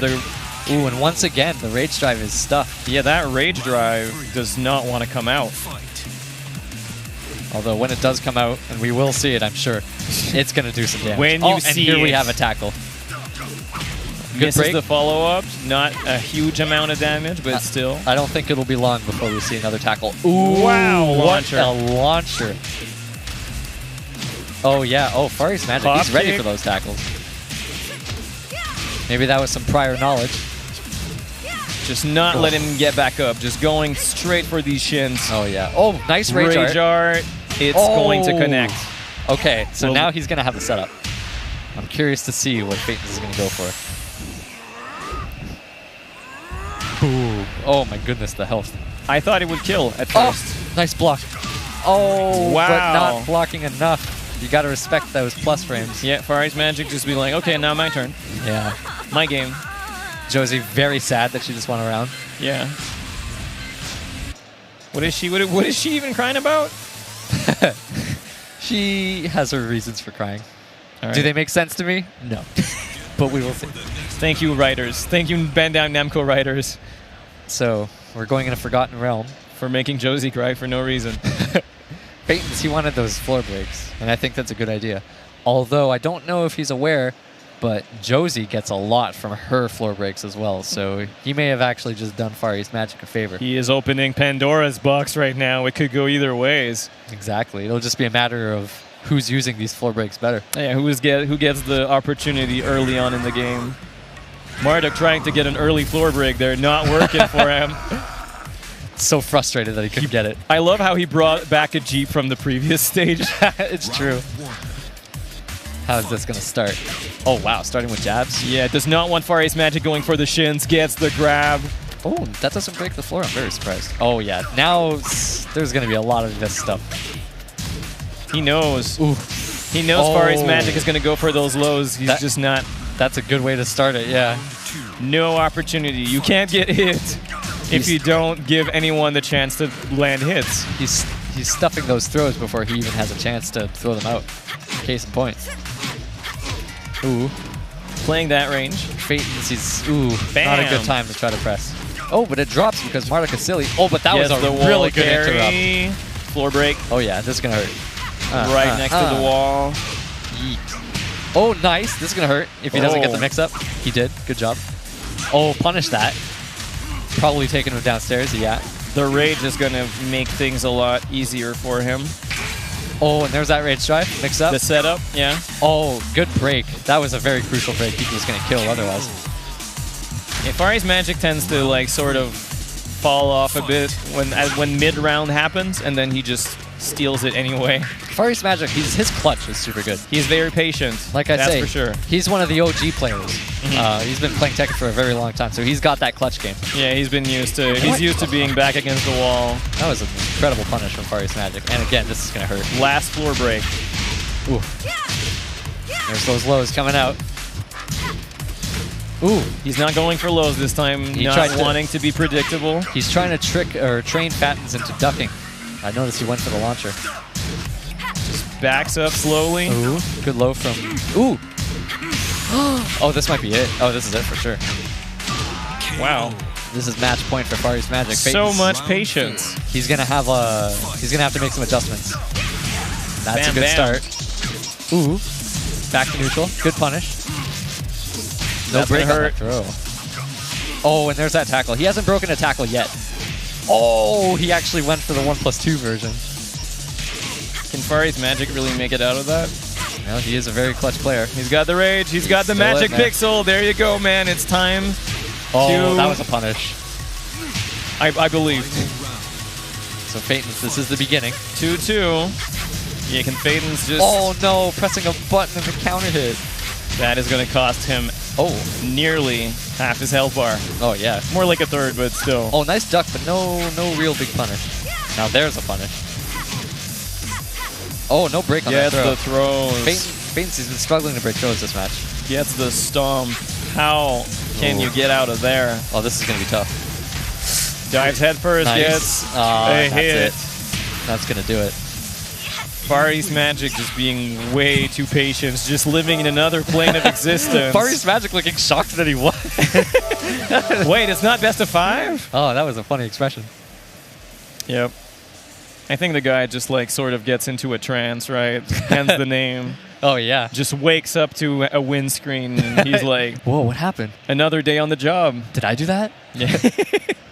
Was that me there? I'm gonna have to watch the stream because something happened, man.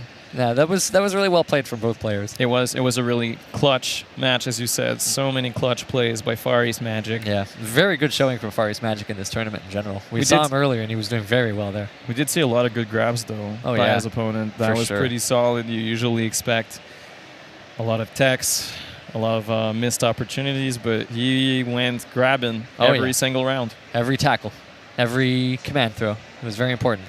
Looks like we're getting Rami up on the board once again. It's happening. Dad. The very dad, man. We about to get dadded. We'll see who his opponent is. Up in the stream. He's a sports bag aficionado, that's for sure. We have been seeing a lot of Rami this tournament. We have. He's been showing us his Paul. Yes. His matches have been very convincing as Twitch.tv/Rami here at Dreamhack Montreal 2019. So I'm very curious to see how this is going to go. Rami, he's been running a train on all of his opponents so far. It's been kind of a wreck, yeah. So I think this time we're going to be seeing a difference. So he's phoning us. I think he just called like a random person on his phone asking them which character he should play. I don't believe that for a second. I think he's just doing it as an excuse to show off his phone. Ooh. I think his opponent is... Yes, I think that's Alpha. So it's Alpha. So we've been seeing a lot of these two guys today. Both of them have been doing very Both well. have been as solid as anyone in this tournament that I've seen has been. So this is when an unstoppable force meets an immovable object. It's happening. It is happening. This is going to be pretty hype. These two, they have played before in our weeklies. Mm-hmm. They tend to go neck and neck. Mm-hmm. But so we got a Naruto Sasuke thing going on right here. A little bit, yeah. Oh man, I love those. I think Remy has been working on the Hwarang matchup a little bit. Mm-hmm. Mm-hmm. They have some really good Paul players over in Europe, so I'm sure. Alpha has at least a bit of matchup experience outside of just Remy himself, because they have, like I said, they have played a lot. And I feel like Paul is like a pretty common character, even in like upper echelons of play. You get to see a lot of him. Even in lower echelons, he's a good like beginner-friendly pick. So I think wherever you are on the Tekken food chain, you will be facing One Punch Man a lot. So Alpha versus Very Dad Man. Didn't notice the pistol. There we go. Good sportsmanship. Oh, man, get your head out of your hands. This is a tournament. You got it, Alpha. I believe in you. Yep. That said, go Montreal. I hope he's actually going to be looking at the screen when it starts, though. Yeah. I don't think Rami would want to have... I wonder if this is still winners. This is winners. Yep. Ooh. This is going to be good. This is going to be good. This is the winners' quarters. Hwarang against Paul. Get ready for the next battle. This is a match that I've been looking forward to. I've seen it a lot, but it's always entertaining. Well, it's got to be with what's at stake here. This isn't going to be one of those situations where one of the players is running a train over the other. This is going to be a good match. This is going to be hype. Ooh. Starting off right away with nothing but pokes from both players, showing a lot of respect to each other. Alpha did not want to go with the whole pokey kick thing. Yeah, you can see that Alpha, he's playing much more. He's like keeping back a little bit more. He's respecting Very Dad Man. He's got to admit that spacing is a thing that exists. That punish, goodness gracious. He's not dead, but he's not far from He's not dead, but at what cost? Oh yeah. I heard a plasma sword come out. That's not going to happen. Ooh, right away with the homing move. Ooh, trying to go for the hop kick, but Alpha's going to punish that. I love how Very Dadman always like pretends as if he's going to back up, and then he just goes right back into your face. That's the Very Dadman special. Ooh, what a nice sidestep from Alpha. He's going to take him to the wall, I believe. Great punish here. Ooh, just barely. But he's still got those plus frames. Very Dadman showing he doesn't care about those plus frames. He's still going to press. I don't need no plus frames. I got the punch on my side. All he needs is a blue death fist. That's all it is. Will we see it? Oh, we will not. Yeah, At least not this round. He went fishing a little hard there. Oh, some good side steps from Alpha. Just sort of showing Very Dadman like, you're going to have to play a little bit more solid. Oh, and a hop kick out of nowhere. Yeah. Very Dadman, I don't know how he does it. He's so good at just pulling those out. He's from the future. Oh my goodness. Another launcher. That was an interesting combo. But it's a combo nonetheless. Makes damage it is look damage. Easy. Ooh. Alpha. It can be tough to get something started with Hwarang, but yep. That's why Hwarang with the life loop is so scary. Oh my goodness, he's like 3 for 3 on that move. He just picks an appointment for launchers, and he's like, I'm gonna launch you on round 3, second hit, get ready, and then he just does it. Alpha showing that he doesn't want to be anywhere near that wall, though. Yeah. Oh, tried to parry, but he actually whiffed. What a Another punish. launcher! Oh, this is going to hurt. Ooh. Goodness gracious. He's not dead, is he? Okay, thank goodness. So close. Oh. Can he use the rage maybe to come back? He can do it. They're both potentially one hit away, but Very Dadman, he takes it with the down 1. Yep. Oh my goodness. He knows. What a guy. What a showman. He knows exactly who he's playing. This dude, I'm sure he's got a bunch of dad jokes just lined up too. Yeah, probably. He was born for this. It's his calling. Yeah. This guy's great because just like you watching him, you know this dude loves to play Tekken. Yeah, and I love that attitude. I really do. It's sometimes it's easy to forget that the whole thing is really just a game, and we're here to have fun and stuff with all the high stakes and the nervousness. Of course. But players like this keep it real. Yeah, that's what I like about him. But Alpha, he's showing that he's not done yet. Look at that. He hasn't even taken a hit. Well, until now. Commentator's curse. Ta-ta-ta. Once again, 4 for 4 on that launcher. He's really making Alpha done. Oh, that was a nice... This is a really nice sequence from Alpha. Here actually. comes What a Alpha. low parry. He's dead. Getting that momentum going. Yeah, he's dead. Bam! Styling on him. He's playing soccer over here. Breakdance. They say football over in France. Yeah. Le football. Le football. Well, he's going. Oh, look at that. That's 2 low parries now. Yeah. Alpha's making a statement. What an answer. I don't want your lows. I do not want your launchers. I do not want your goodness lows. gracious. Look at that. Only my lows allowed. Alpha, he didn't like the way that last game went. Nope. I mean, he's changing things, that's for sure. Going way more aggressive. No respect whatsoever. I wonder if Huarang can punish the Death Fist. I actually don't know. But that Death Fist did go unpunished. And that throw went broken. Very good. Oh no! He Here hit it him with goes. the blue stuff. The blue stuff. And he's taking him Shout at out. the wall. Oh, look at all that blue stuff. Off a throw. Shout out to Tasty Steve for all that blue stuff sponsorship right here. That was a very good adjustment from Alpha. It was. It was. I feel like as soon as he got aggressive, Very Dadman was like, wait, you're not allowed to hit back. What's going on? Very Dadman not being as much of a showman as he used to. He realized like, oh, dang, this is a real match. He realizes, oh boy, this is some trouble, but I need to do something. I need to look at my phone. Oh, there's that. We got mixed up. He's great. He knew it. Alpha looking very... Thoughtful? He very thoughtful. I think he's got some things cooking up for this match, I'm sure. I'm sure he's thinking about how Very Dadman saw how convincing that last game was. So Yeah. How is he going to respond to aggression, and can I play off of that?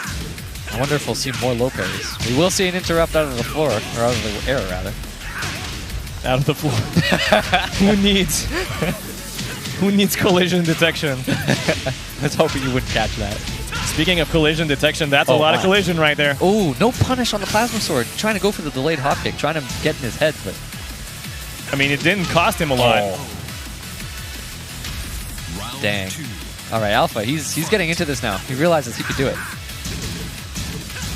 Delaying those hits. Both players showing a lot of respect for each other. Yep. Ooh, but there's a little mini combo. Good damage.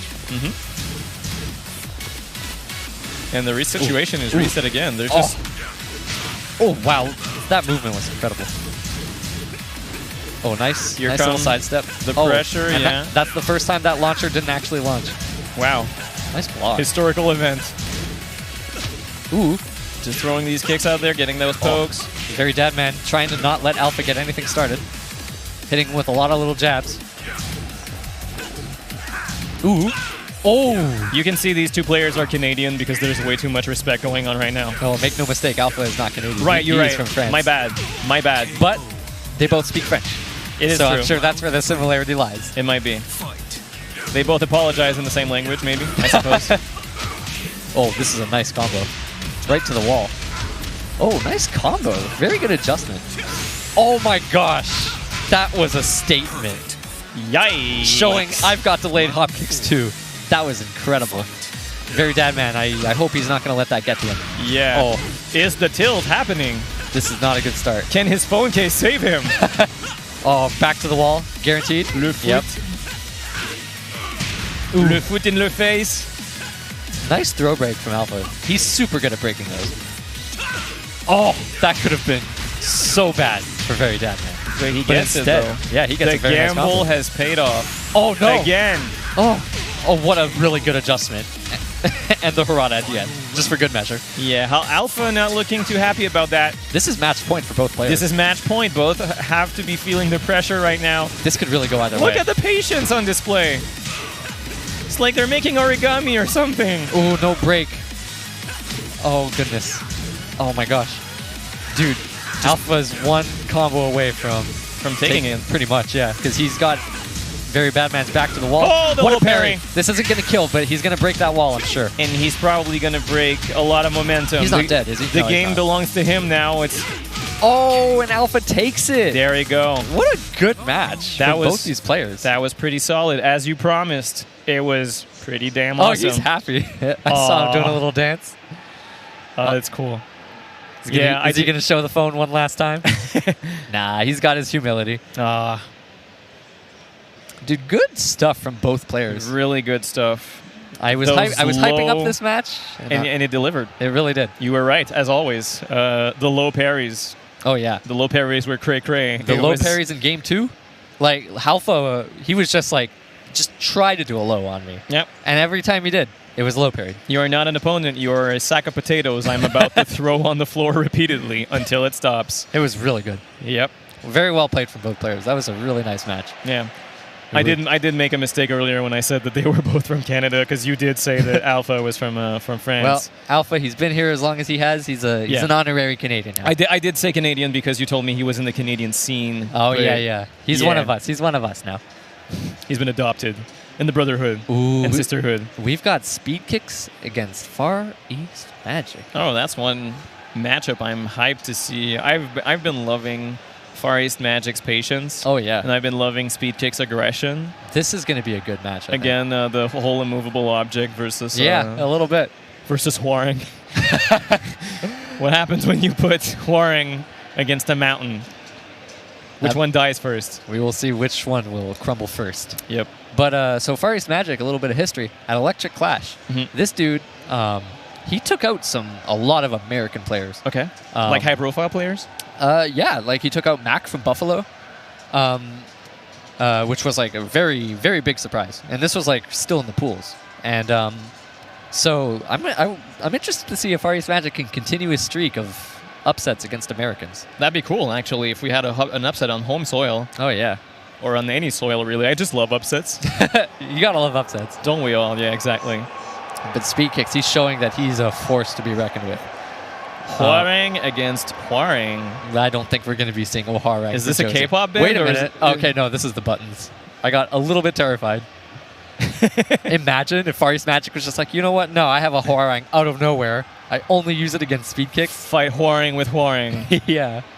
I do hope that eventually we will see Alpha versus Speed Kicks. They're both in winners. That would be crazy. I think it's going to happen. Just poking at each other's feet for the whole match. For Far East Magic, let's see if he could do it. Josie versus Huaring. His Josie has been pretty aggressive too. On the stage with the best music. Don't at me. Oh, man.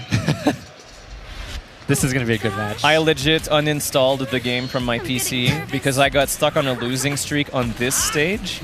I don't blame you. It did things to my brain. This music haunts you now. Yeah. The best part is when the cat meows. That's when you know the composers have it. Oh, but we've got a good start here from Far East Magic. Yeah, pretty explosive start. Ooh. That was a trade pretty much in Far East Magic's favor, for sure. Look at that. Getting those lows in. Nice launch from Speed Kicks. This is going to hurt. Pretty much even on health. Oh, no, not anymore. Nice combo. Wow, not letting him in. My bad. Not letting him get away from the wall. He's stopping him before he can get too much started. Yep. Nice block. Standing up is prohibited, young lady. Nice. He's going to take him to the wall. Nice little combo. Ooh.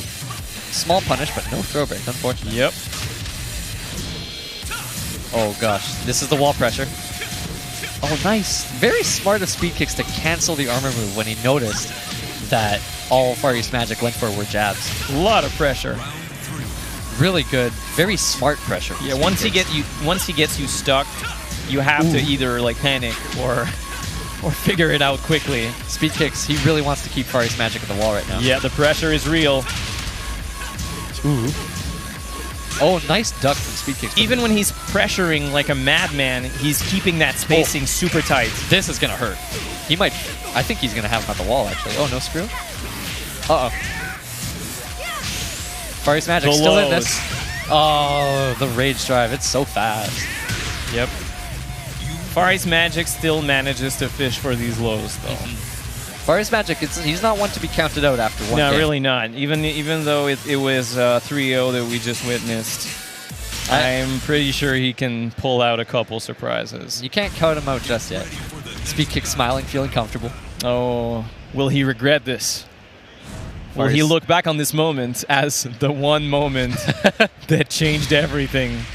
We will just have to find out. Yep. Far East Magic, let's see if he has the adaptation to I mean, maybe he's just creating an upset, you know? Maybe he's just like putting himself in that situation where if he wins, he just looks really good doing it. Yeah. Like another level of styling on someone. Ooh. Oh, what a whiff punish. That was incredible. Speaking of styling, just getting all these NASA points, launching him in the air like that. That is one painful combo. Right when the match starts. Ooh.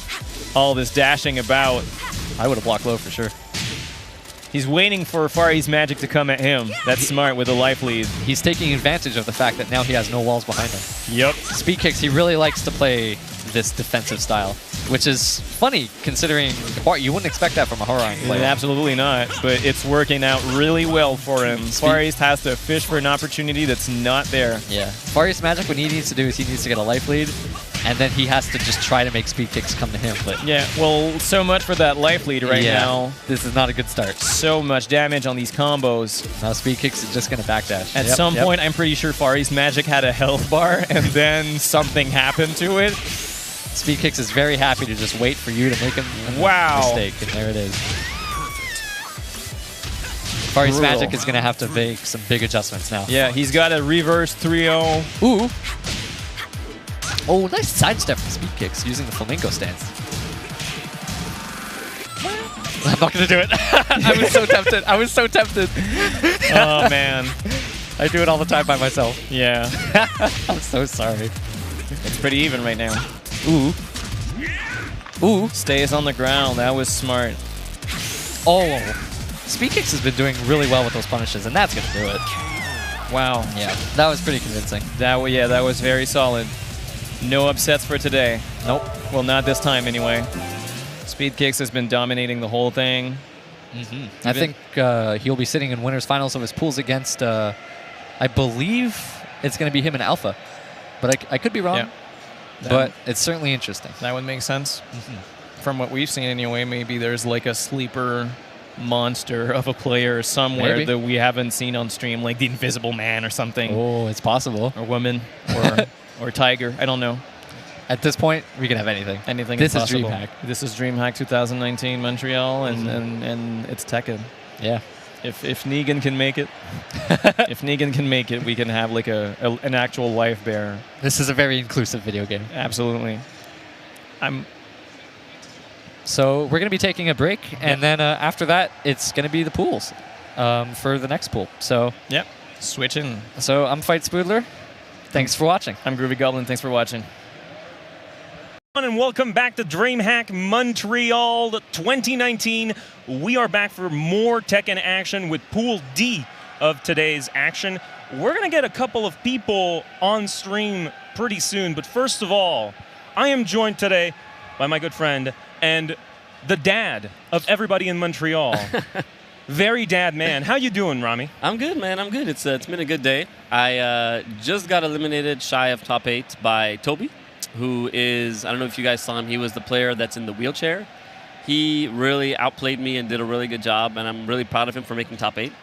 And, you know, he was unsure if he'd make it this week, but he made it, and I'm really glad he did. So this is nice, man. This is like the perfect occasion for everybody from Montreal to come together and attempt to defend the city, because we do have a couple of people coming from the international sector. We have Speed Kicks that just made top 8. Alpha is a new Montreal player coming in from France. Great player. So we have 2 Warongs in top 8. And for the next pool, we have JDCR. If you didn't already know, he's going to show up somewhere in there. And we are waiting for some Dragunov action, some Heihachi action. What's going on? I think it's Dragunov. I think he's made up his mind that he's not going to stick with the Armor King, especially after seeing the Season 3 patch notes. It doesn't look like they gave him anything significant, because Armor King is a bit lacking right now. He's got good whiff punishing with his Dark Upper, but his weakness is he doesn't seem to have any pressure, you know? Yeah.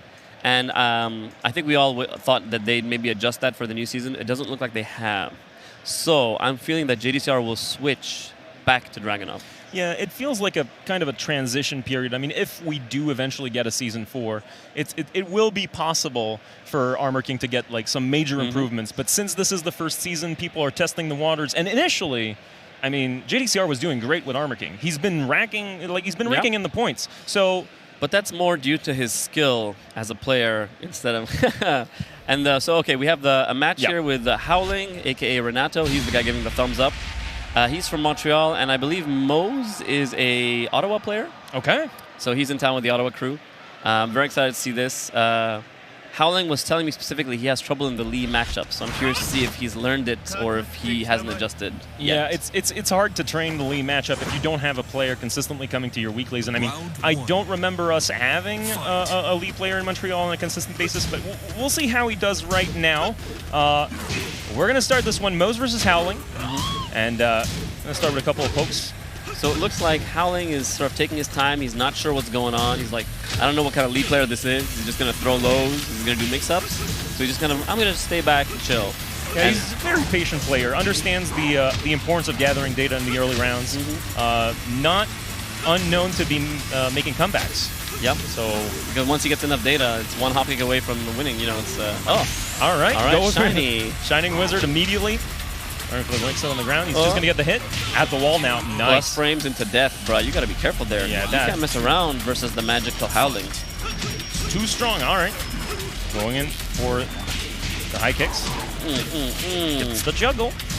So he likes to do a quick setup afterwards with that little power bomb. Oh, frames. Oh, he knew. He knew. He stepped the frame trap. Nice. And what was smart was Mose didn't continue with it. He just stopped at the first hit.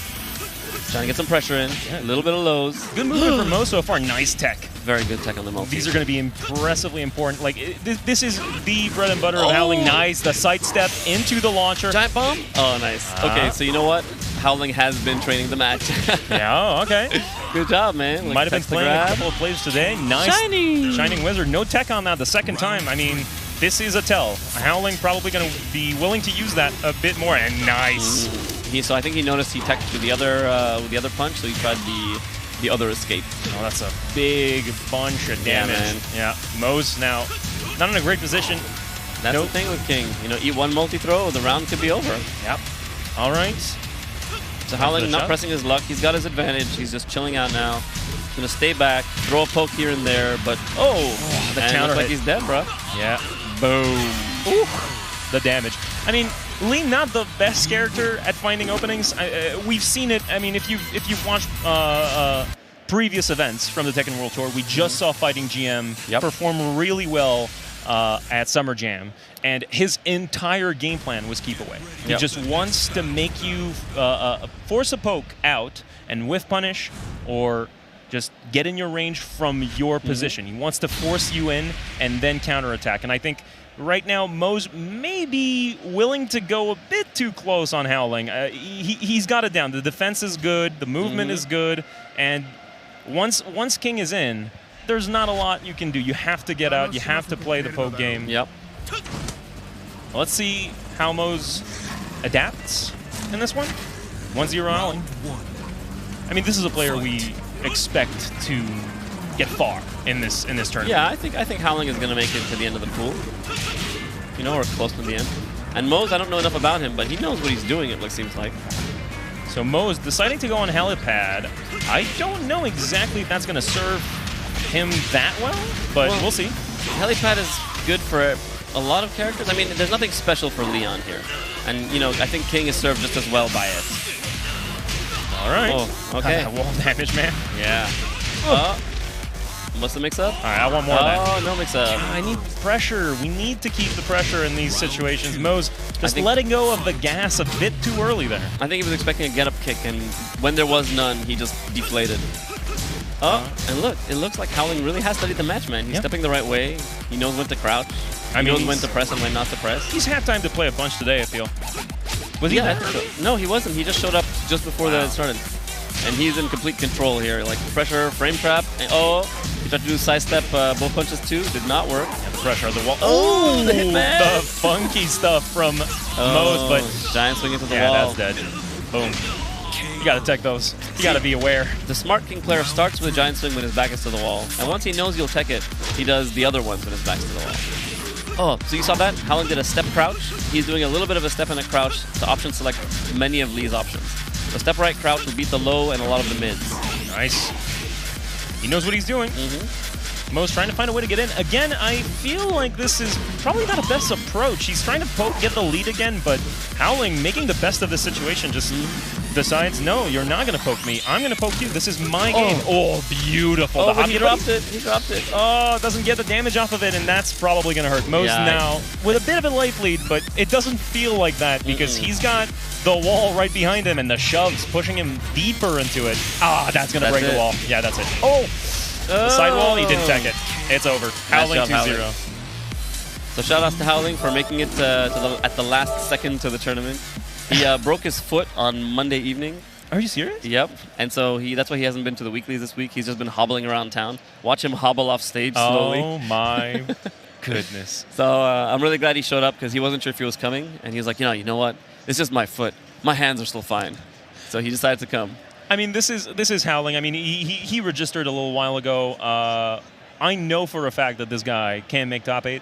Whether or not he will, that's up to, like, again, matchup knowledge. But he seems to have studied the game as much as he could for the past week. Yep. He's taken the time. Probably, it's what we say when you're not playing. It's you're practicing in your mind. Oh, yeah. I'm practicing in my mind.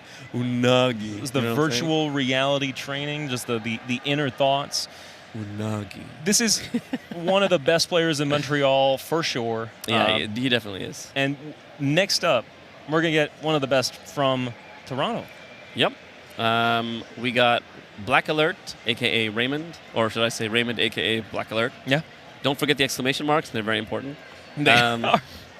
Yeah, Raymond is an excellent player. He's been playing since forever. Kind of like me. He's like an OG. And he is training a lot of the new gen as well. So a lot of the new players are good thanks to him. So it's very, very interesting to see. And I don't know who the other player is. I'm sure we'll get some info in a second. Bit of a mystery, yeah. Sadly, we don't have the intel on all the players coming in. We have a lot of people coming outside of Montreal, and some of them are deceptively good. Yep. I've played a bit today in casuals before the tournament started, and I mean, I'm not the best player ever, but some of them just annihilated me, and it's fun to see that this is kind of a gathering point for players at this time of the year, especially like in the final weekend of Season 2. This is kind of the last hurrah. We're giving the Season 2 last kiss goodbye, and then on Monday we're getting Season 3, all those sweet changes. I'm very excited for that. It's going to be really interesting. Lowrider. Okay, so we got Black Alert versus Lowrider 201-31. I don't know how he wants to say it. 201-31. 201-31? You know? 131. I shall call him Lowrider. Or do we do an Ali G? 21-31. 21-31. So, what's interesting about Tekken these days, and I've noticed this in our weeklies as well, is the attendance has risen very steadily over the past months. And it's kind of interesting because when the game first came out on console 2 years ago, our weeklies shot up to like 30 players and then dropped all the way down to 5 players. Like by the end of, I think, 2018, our weeklies had 5, sometimes even 4 players that would show up. It was really sad. And there's been a resurgence of interest in the last 6 months where weeklies are just stacked. And I feel like they're stacked everywhere, not just in Montreal. Like players are showing up out of the woodwork like, oh my God, this game is dope. We got to play this. And it now is a really good time to join because everything gets reset on Monday or Tuesday when Season 3 drops. Yes. You know, there's new characters, there's new frames, so a lot of players will be relearning the game at the same time as you. So if you want to pick up Tekken, this is a really good time, like this week. All right. So Black Alert versus Lowrider. We're getting the match in right now. Black Alert going for Leo, and then Lowrider going for Jin. Now, Jin, probably one of the best characters in the game right now, without contest. That's probably going to change once Season 3 hits, but we still have yet to see all the changes in action. Black Alert starting with a couple of pokes, playing at the right range. Yeah, he's keeping him out with at the tip of all of his pokes because down forward 2 is minus 12 or minus 13, so everyone can punish it. But if Leo does it at the tip of her range, you don't get a punish depending on the character. So maybe if the Jin player knows, he'll be able to move in, but Raven is good at keeping you out. And he goes in when he wants to, and he keeps you out when he wants to. Oh, seems he's staying out. Oh, wow, what a great size time. Would you say he's an alert player? I would say he's very alert. 3 exclamation marks worth of alert. Oh, boy. All right, this is looking like a beat up right now. Yeah. Lowrider not in the right mindset, I feel. He's moving back a whole lot. I mean, now that we transition to an infinite stage, maybe that's going to change the way this game is going, but Black Alert just moving forward. Yeah, it looks like Lowrider just doesn't know what to do against Black Alert's Leo. I feel like he maybe doesn't know the match because he's just staying back and throwing things out. So Not exactly a common character either. I mean, Leo, not It's the one true. we see the most. it's because after the nerfs from Season 1, she's much more difficult to play. She used to be really simple, just back 1-4 mix-ups. But now you really have to think with her, and she's good, but her damage is lacking when she doesn't have a wall. So it's really tricky to play her. Like, especially at high level, you need characters that are good everywhere, you know? Nice, the what parry, a but he good doesn't parry. get anything off of it. And now, I think he hesitated. yeah, this was the feeling of uncertainty from Lowrider, and I feel like that's probably the name of the game right now. He doesn't feel comfortable playing against Black Alert. He doesn't feel comfortable moving forward and taking his turn, and that's gonna hurt against Leo. Leo is a character where you have to know when your turn is, and you have to take advantage of everything, or eventually she's just going to mix you up into a low, and you're just going to lose all your life being pressured, and you're going to move back all the time. It's not a fun time. Not a fun time. But it's probably a lot more fun for Black Alert right now. He's 1-0, and we're going back immediately to this. No, we're changing the stage. So Yeah. Lowrider going for the... Did he choose the stage? I wasn't paying attention. I don't know exactly if he chose. But this is an interesting choice. Twilight Zone. I love this stage. Yeah, we're getting a balcony. Yep. Balcony break. It's going to be interesting. Who's going to go downstairs first? That's the question. Yeah. This is one of the things that people usually understand about these stages. It's that they can be a blessing or a curse, and in the right matchups, they're fine and everything, but if you're not playing the way you should be, this is going to happen. You're going to get at the wall, and then you're is it going to change up, much? man. So it looks like Lowrider doesn't actually know how to fight against Leo because he's not sure when to press. And Black Alert is just taking advantage of him, man. He's pressing, he's doing a bunch of frame traps, getting Lowrider to press into his buttons. Yeah. Looking hard for Lowrider. Yeah, it's looking a bit like a blow-up, but it's not over yet. No, he can still come back. He's getting his rhythm back. He's doing a All wave right. dash. Okay, maybe he's bringing it back. You know what? If you don't know the match, just go on offense. Yeah, you gotta talk about it before it changes. And I mean, You know? Black Alert right now with the wall. Lowrider probably not in a great position. The parry, whip punish. Oh no, you tried to parry, but he couldn't. Not that string. Can't do that. Black Alert getting the second round in this game, and now that's match point. Gotta find a way to get back into this game, Lowrider. Is he gonna attack or is he just? He looks like he's kind of frozen. That's the thing. Yeah, And Raymond is in complete control. You know, look at this. Leo's just in out, taking care of business, punishing. You know, that entire first 10 seconds was just Black Alert moving forward and pushing Lowrider out of his position without even pressing a button. he's been moving him to the wall slowly but surely. Oh, Oof, there that it is. block. And now he course. gets the break. Oh no, just shy of it, but that's fine. Yeah. Lowrider is still in this game. Still has a chance. Oh, that That's counter it. hit. So yeah. That's it. Well done. Ooh. Well done, Black Alert. Complete control the whole time. I feel that. I mean, Black Alert is another one of these players that we have to look forward to seeing more of in this tournament. I mean, I don't think he only plays Leo. I think he has a Law as well. Is that correct? No, he plays Leo and Marduk. Marduk. That's true. That's He true. used to play some Master Raven as well, but really Marduk has always been his guy. And in the new game, he likes Marduk, but he says he's got some matchup issues, so he switches back and forth between Leo as needed. Nah, that's kind of the truth for a lot of Marduk players. I mean, we've seen Joey Fury in the past switch from Marduk to Jack to Paul, kind of switch around. Even here in Montreal, we have Jonathan Fattens, who was in the previous pools. If you saw him, Yep. his Marduk is excellent, but he's been switching between Marduk and Miguel. Probably not going to happen much once the nerfs hit. Once Miguel's legs get chopped out from under him. What happened there? What was the decision process behind nerfing Miguel? Uncertain. See, Miguel has really strong lows. That's kind of his game. You know, he likes to do some kicks at your knees and kicks at your shins and step on your feet and all that stuff. And so what they've done is they haven't necessarily nerfed the moves on hit, except for one of them. Most of them are now nerfed on block, where if you could space them out before, your opponent would get weaker punishes based on the space, but now you stay closer when your opponent blocks. So, you know, there's been a meme going around of a short Miguel with tiny stubby legs, and I feel like that may be true. I don't know what the rationale was behind it, because it wasn't like he was dominant anyway. But I feel like perhaps they're thinking of removing some things that are a bit too abusable and making the character more interesting to play. But he's got a new low, so maybe the new low makes up for all the other ones that got nerfed. We'll see. I mean, universal changes across the board for Tekken, sometimes they are felt a bit more on certain characters than others, so maybe Miguel will suffer because of the way they see the game as is right now. Yep. But the way I see the game right now is we're going to get a JDCR on stream. Right. And I kind of want to look at this character select. He's going for Dragunov. This is... he did. Yeah, this is probably the quote-unquote safe play. You go for Dragunov for the whole tournament or as long as you can, and if you run into some trouble, you switch to something a little more funky. Yep. And I think Dragunov in this current version, this current iteration, is still a great character, still a lot of pressure to be given. Fantastic character. Like, very, very, very strong. At the top of the tier lists. You know, maybe not the toppest, but definitely a contender. A lot of players use him in certain matchups now. So you'll see like Naroma playing a Dragunov and Dragunov, Steve, and Jack. You'll see Kokoma play Dragunov, Kazumi, and Paul. So a lot of players that play multiple characters play him. Yeah, he's a great complement to a general tool set of what you can do with the game, I think.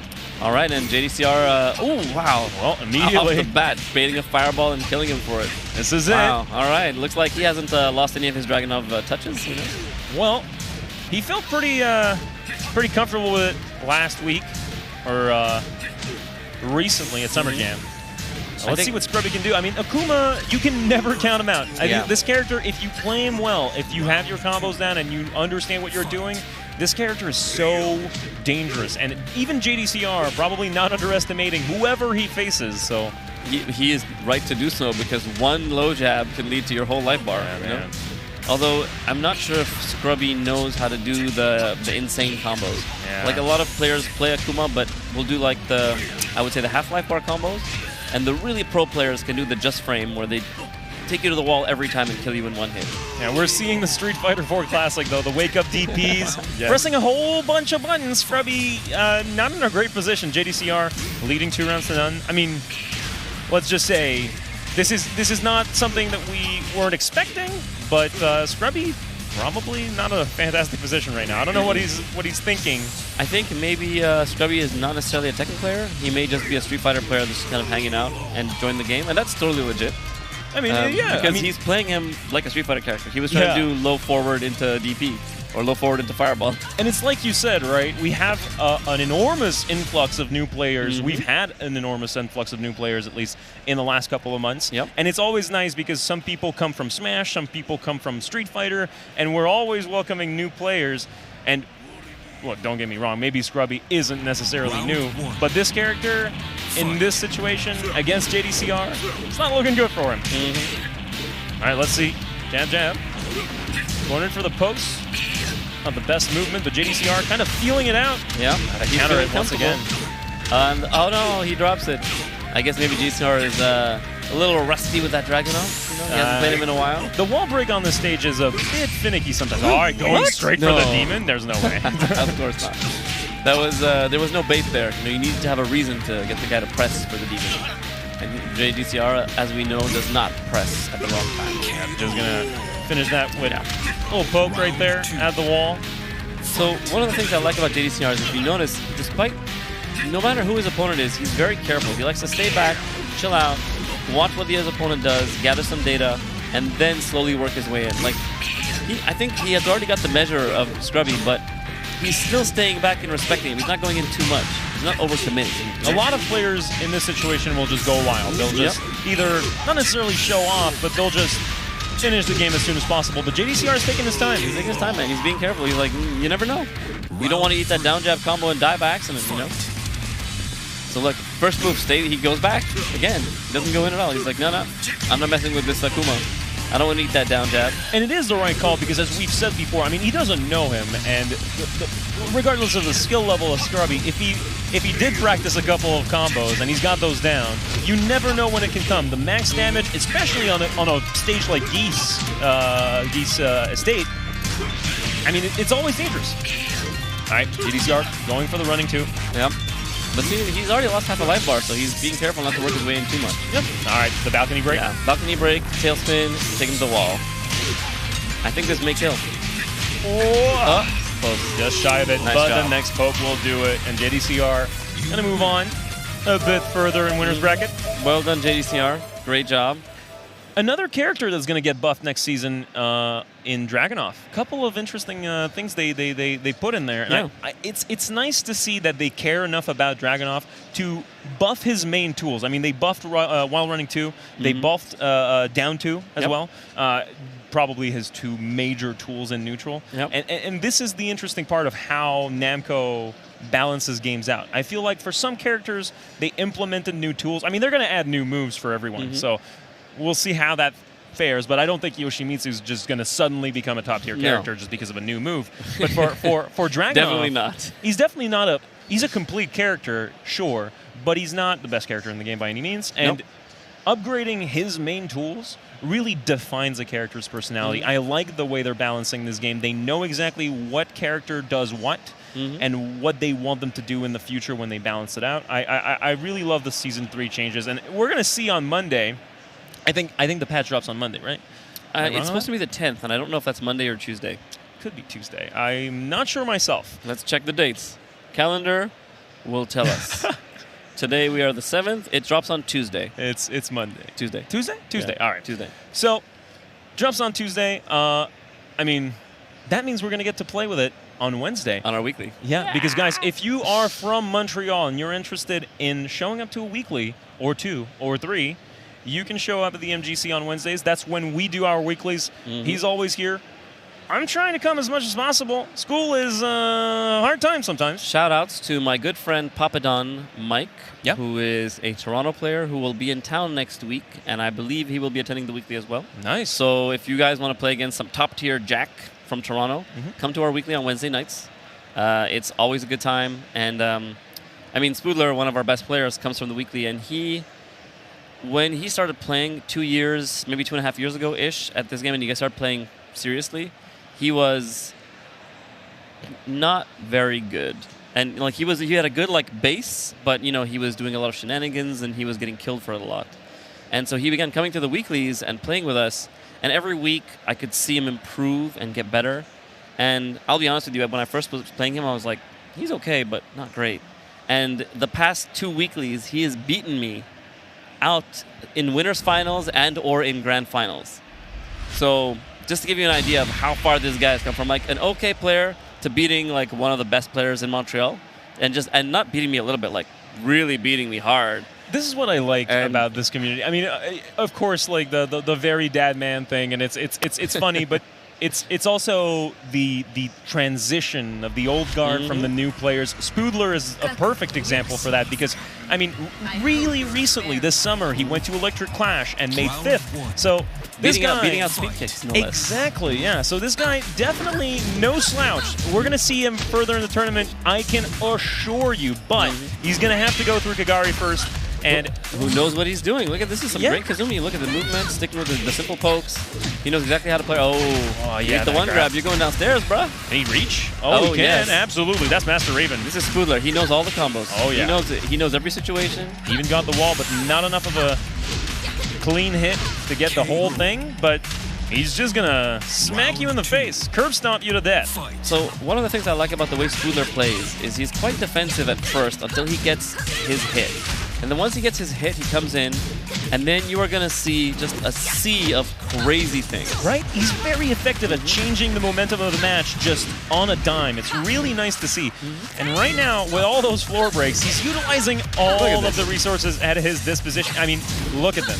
And he knows exactly what to do in every situation. So you'll end up in some weird situation sometimes where he does a combo, and he ends up back there, and you end up back there on a tech roll, and you think, oh, that's my chance. No, he knows, man. He's already planned for that. One wrong call from Kagari, exactly like that. You move in, and you get Vortex. And you go downstairs, and now he's got a mix-up for this. He's going to knock him down, and then there's a mix-up.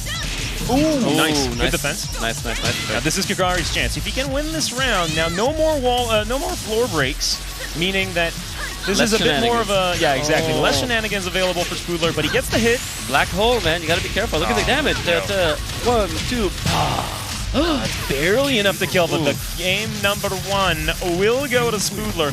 Look at him. He's confident.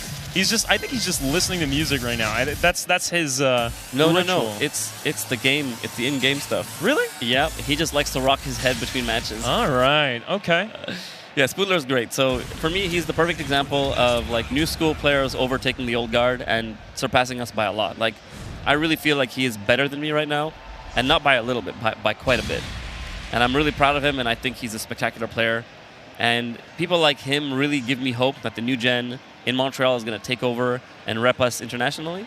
And he's done a great job of that so far. So, all right. Kagari going for Suk. I mean, did he just go for random again? Or...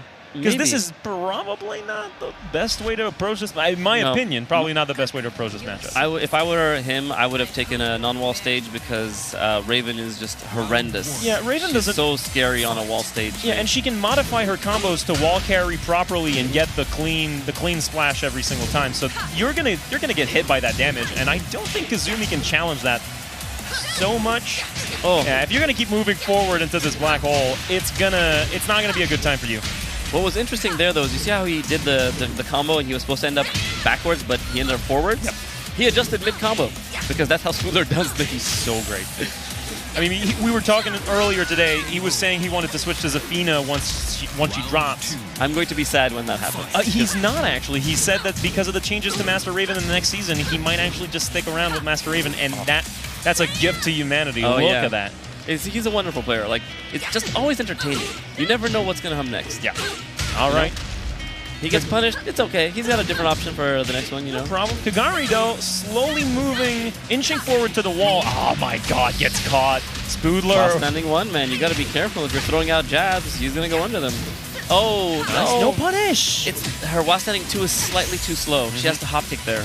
But a lot of Kazumi players don't remember that their while standing 2 is a bit too slow. So. Okay, gonna get the wall? Oh, no. Can't do anything. Dude, you're right there. The rage drive and that's one grab. Boom. That's it. So Kagari knows what he's doing. He's just one step behind, it seems, every interaction. And like, look at that. That is not a really good move. It's a shenanigan. But Spoodler's like, you know what? I think it's time for a shenanigan. Look at all of that damage. That's a clean 60% right up your life bar.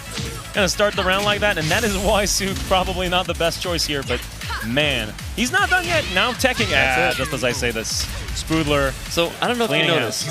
All the previous matches, Spoodler was going in and out and making his own space and like sort of taking control of the stage. And in the last game, he just dashed in, went back turn, and threw a sweep.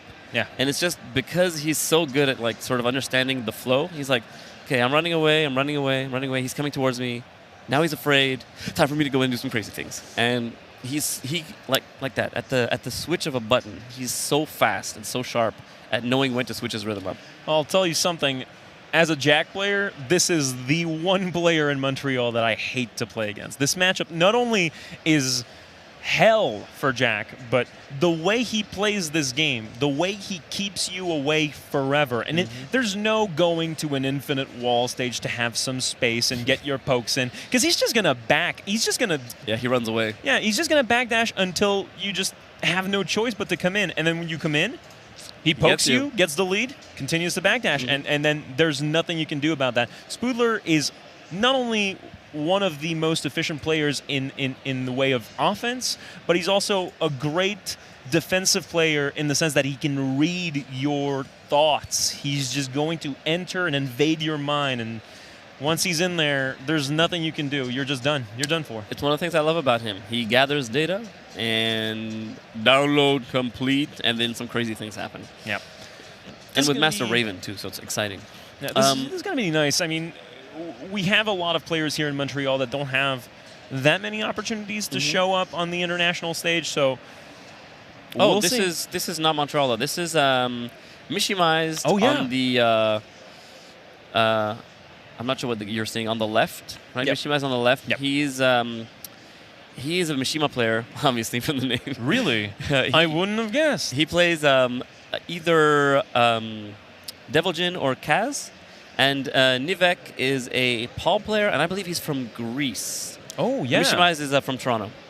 Yeah, I played a bit against him at Canada Cup, I think 2 years ago, when we were doing the... I think it was the 5v5 Montreal-Toronto. Yeah, he's an excellent player. Yep. And And I said from Greece, like there's only one city in Greece. Nivek is from Athens specifically. Okay. So shout out to the Athens FGC for sending one of their homies all the way down to Montreal for some games. Very cool. Kind of can't wait to see. I mean, we'll see. Mishimized has been considered one of the best players in Toronto in the past. I know it has evolved with time, but I think he's it's still a one of their Mishima. better players. Yeah, for sure. I think he's a Kazuya player at this point in the game, right? No, I think he plays Kazuya. He likes Kazuya more, but I think he's made the switch to Devil Jin for tournament play because Devil Jin is just better. And it sucks to say it, but Devil Jin is just better in most matchups. You know what? I'll call it. It's cowardice. It's cowardice. It's cowardice. Well, in the next season, esports money, man. People got to win, you know? we can't just refer to the next season all the time. This is still season 2. Yep. And in season 3, maybe Kazuya is going to be better, but right here, right now, Devil Jean is better. Devil Jean. You know? I mean, my Yoshi is my favorite character of all Tekkens. And I've been playing Yoshi since Tekken 3. Wow. Or Tekken 2 even. But man, I do not play him in tournaments. I just casual throw him out because he's fun, but he is not good. And so whenever I see a Yoshi player make it far, I'm like, man, props to you. I'm not that. I'm taking Paul. I've seen your Tekken 5 Yoshi. I've seen it before. You know. I know this is who you are. I know you're hiding it. You know, shout outs to beating Justin Wong in 2005. Oh my God. At a game that isn't his main game. That's my claim to fame. Your claim to fame is beating Justin at Tekken 5 in, when was it? It's like 2005, 2006. You can still find it if you look it up online. It's really funny. Yeah, I think that's actually how I saw it at some point. I was looking up old videos and I saw the Very Bad Man. But think about it. 14 years ago. Think about that. Crazy stuff. You know? All right, we're going to get our game up So- ready soon. Mishimais versus Nivek. And as predicted, Paul versus... Oh, Kaz! Kazuya? He did it. He took the Kaz. And it looks like the names are reversed. Mishimized is the Kaz player, and Nivek is the Paul, or are they just doing a button check? I don't know what's going on.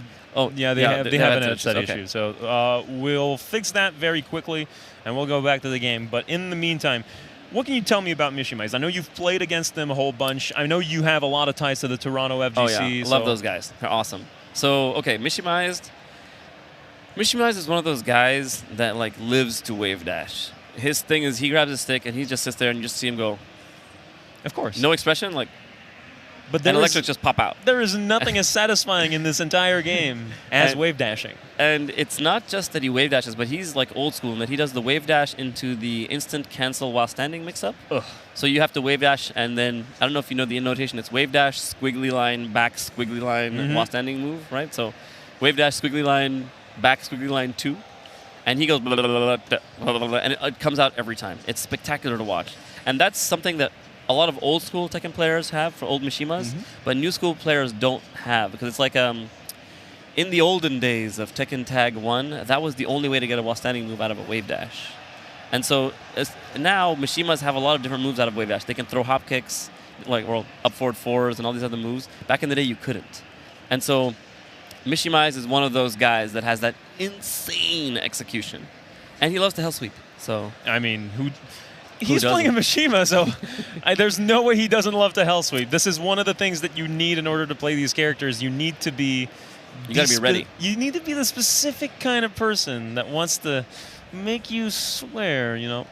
You have to be the type of guy that is willing to risk it all on a hell sweep that's going to do 30 damage. Yeah. You know? All right, we're going to get our game finally. Mishima is playing playing Kazuya. Perhaps he took Kazuya because if Paul does his core circle forward 3, off his cross dash to low kick, that's minus 14, and Kaz can launch it. He's one of the few that can launch it. Okay. So that may be a matchup decision. But we'll see how it goes. Maybe he'll switch after. Yep. It all depends. Round 1. I'm really curious to see if that's why he chose it. So don't be mistaken, everyone at home. Nivek is playing Paul, and Mishima is, as we've said before, playing Kazuya, going in.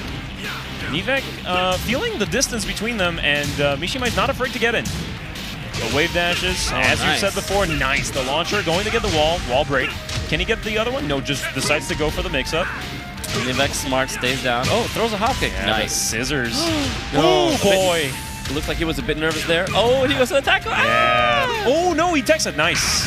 Oh, and the rage Rage Drive not going to be enough. The trade is going to favor Nivek in that situation. That was a lot of brawling right there, man. Yeah, a lot of buttons being pressed right now. And Mishima is going for the setup. Yeah, but Nivek seems to know he's not falling for any of the silly things. But, you know, you can never, you got to guess. It's 50-50, man. Oh, wow. Okay. Perfect. So it looks like Mishima answers back with a bit of aggression. Oh, shoulder. Oh, that was the right punish. He was a bit slow, though. Yeah, the beginning of a round like that. Oh, launch. Going for that hop kick. Let's go. The punish. Oh, no. He was a bit nervous. You know, if he's a PC player, that's a bit... Oh my God, what is betrayed happening? by the level. All these betrayals. This is one hell of a tussle right now. Nivek, he's on the ground, but he's got a good lead, and he's going to wake up with the mid kick. I think he knew that was a punish right there. I'm curious to see. It looks like Nivek knows the match because he's blocking all the right moves, he's doing all the right punishes. And Mishima knows this match as well because we play a lot, so it's very interesting to watch them brawl. Going for that that knee a whole lot, Nivek. Yeah, because it's safe, right? So it's a safe, and especially when, like in situations like this where Mishima's back is to the wall, throwing that knee is death. Oh, the pick up into the wall break, that's going to hurt. Mishima is now wall right there in your back. You can't move anywhere, and nice job. All right, finally falls prey to the mix-up. Mishima is getting back into this one, 2-2. Oh, he was hoping he'd walk in. That's a classic online strat. I mean, Mishima has been moving forward a whole lot in this game, so not a bad call, but doesn't fall forward. Nice. The power crush going through. Nivek not in a great situation. Oh, the light lead from Mishima is disappearing, and Nivek with the wall. Tries to go for a jump over setup. Oh, that's going to do it. Oh, beautiful. So that match, I'm going to say that was a mess. That was a mess. Those guys were just like scrambling and jockeying for position and just pressing buttons over each other. So I don't know what these guys are cooking, but it is everywhere in the kitchen right now. They were vying for control, and I gotta say, it looks like Nivek just barely came out on top. He just scraped by at that last second. But that's all you need with Paul. You need one mistake, one hit, gets you to the wall, you get the damage, and then full-on mix-up. It's time to guess. I would say Nivek seemed like a bit nervous, though. He dropped 2 combos that could have got him rounds earlier. Naki didn't drop a combo, but he dropped some punishes. So I'm curious to see if their nerves like get in the way or if they calm down and pull themselves together. I'm excited. This is kind of interesting. Oh, look at Nivek's like, okay, I'm gonna pull myself together. Oh yeah, the meditation. We're going to Violet Systems. That's the Mishima's choice. What about this stage makes Mishima players so fervent to go there every single time? I know a lot of Jin players go to Violet Systems on certain matchups, and I know JDCR went there when he was playing Heihachi at Summer Jam, so there must be something. The space... It may be the exact range to get a launcher from the middle and take him to the wall. It's possible. I mean, it's also just not a range for Paul, so Paul at most angles won't be able to take him to the wall, so that may be like it's a twofer, you know? He gets better. Oh, what a great conversion. Yeah, the pickup. Nice. And 4-4-2-2 to keep him close for the mix-up. And the demo man on the wall. That's going to be a lot of damage.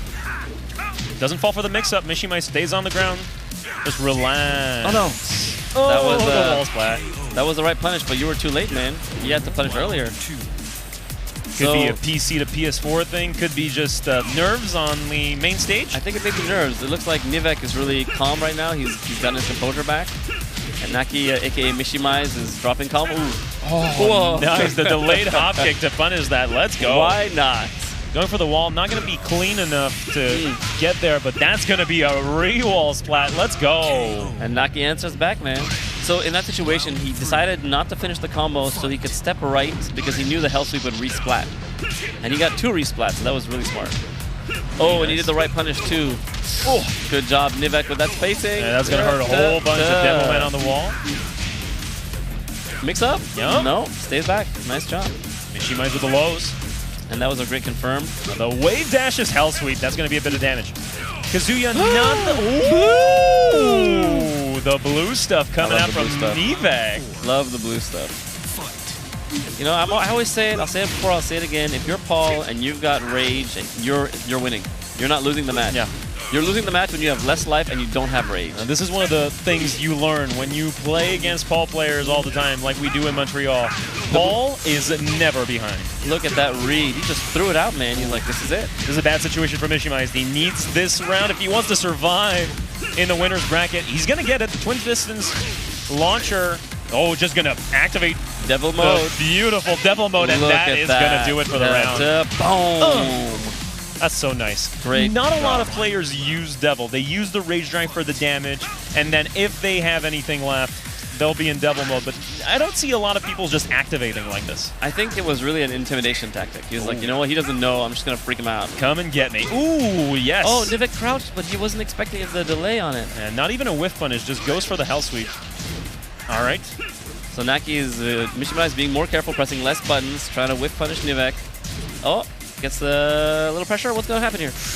I mean, this next hit is going to determine where the round goes. All right, back to the wall right now. Nivek gets out. Oh, that's a what a good great punish. block. What a great punish. All right, what's it going to be? Just a sliver of health and the low's going to do it. Nivek moves on in this winner's bracket. Mishima, we're going to see more of him. Don't worry, he's not going anywhere, but he's going to be pursuing this tournament in the loser's bracket. That was, I got to say, those were a lot of hard reads from Nivek. You know, he threw like, what, 4 hop kicks, 5 hop kicks? And I think every single one landed. It was just a good read. It felt like maybe Mishima wanted to go in a bit too much. You would see those knees, and they never whiffed. No backdashes to counter those. I feel like there's something to be done here. Either you sidestep left, you try to get something going in order to make him whiff that move specifically, and then you punish. You have so much time to punish that flying knee. That knee is... Oh, we're... Okay, so I guess we're about to take a break for an ad, everyone. So we'll see you guys back in a few minutes. All right. Live from the Olympic Stadium. Yes. It's a super cool venue, actually. In case you guys don't know the history of Montreal, we have a gigantic Olympic stadium with a cone that covers it, so it's an indoor stadium.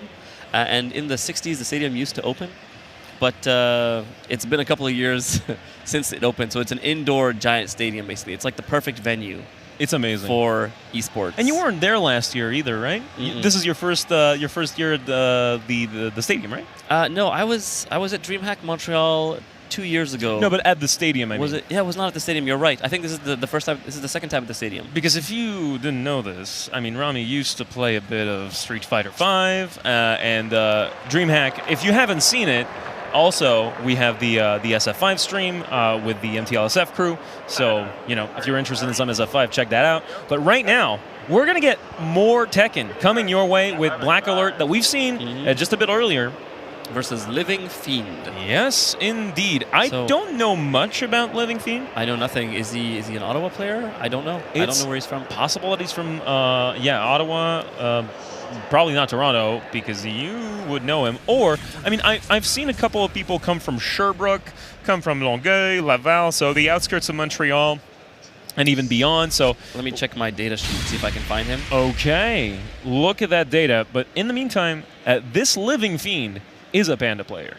Oh my God! Forget the data. Who cares? He's a Panda player. He's gonna be amazing. We don't need the data. We only need to know what character he's playing. And since it's Panda, this is gonna be hype. It's gonna be exciting. Panda is always exciting. Okay. You know?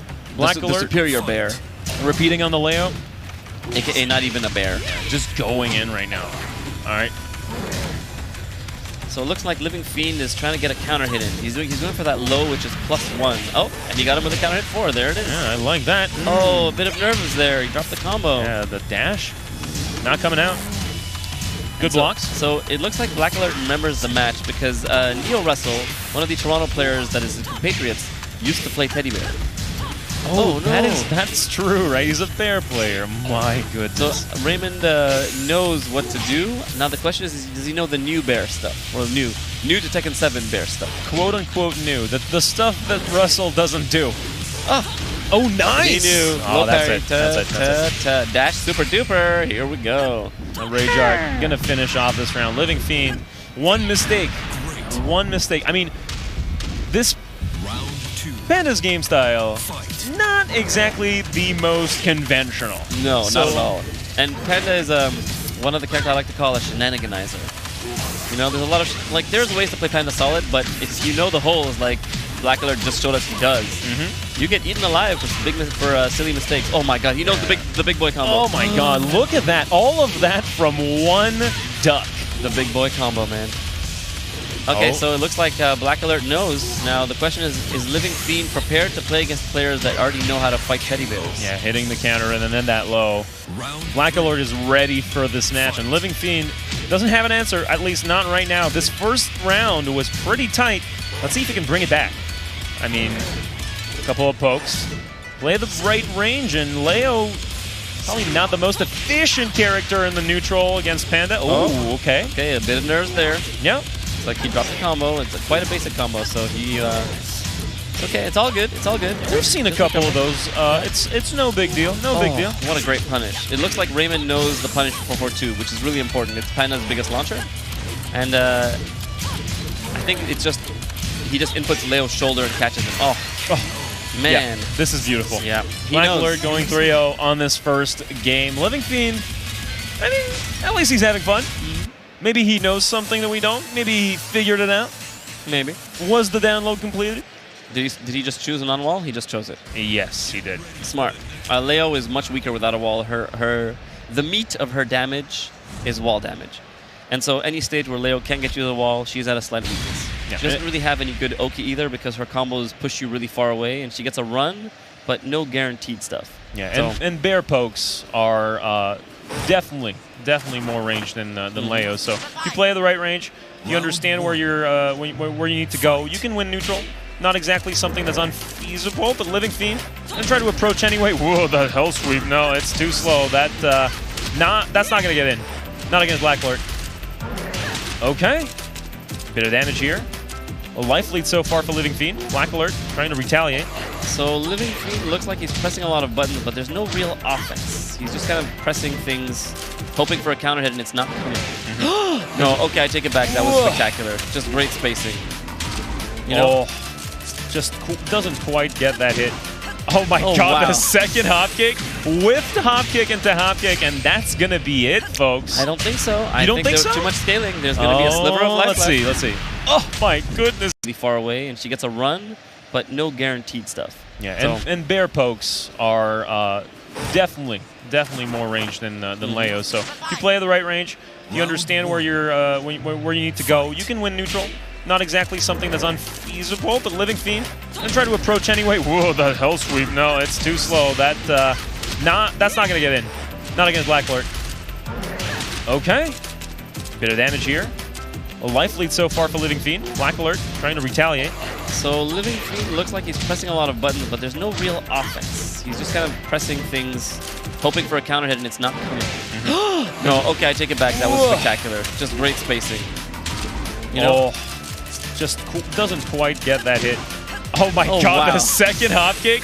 Whiffed hop kick into hop kick, and that's going to be it, folks. I don't think so. I don't think there's so? too much scaling. There's going to be a sliver of life Let's left. see. Oh my goodness, you were right. You know, too much scaling, man. This is the beauty of Tekken. You never know. Oh, right he got drive. him first. Well done. Okay. Well done. Round 2. Bit of a momentum shift here for Living Fiend. The opportunity to get back into this game, tie it up possibly, but Black Alert, he's going to have none of that. He knew he was pressing buttons, and he decided to catch him pressing. Yep. Oh, that was the right punish, but the wrong range. Oh boy. It looks like Living Fiend is maybe putting himself at the right spacing. So as you can see, Black Alert is walking in to get in, to make sure he doesn't whiff, right? Is he gonna press? Oh, Again, he the knew. block this time on the hell sweep.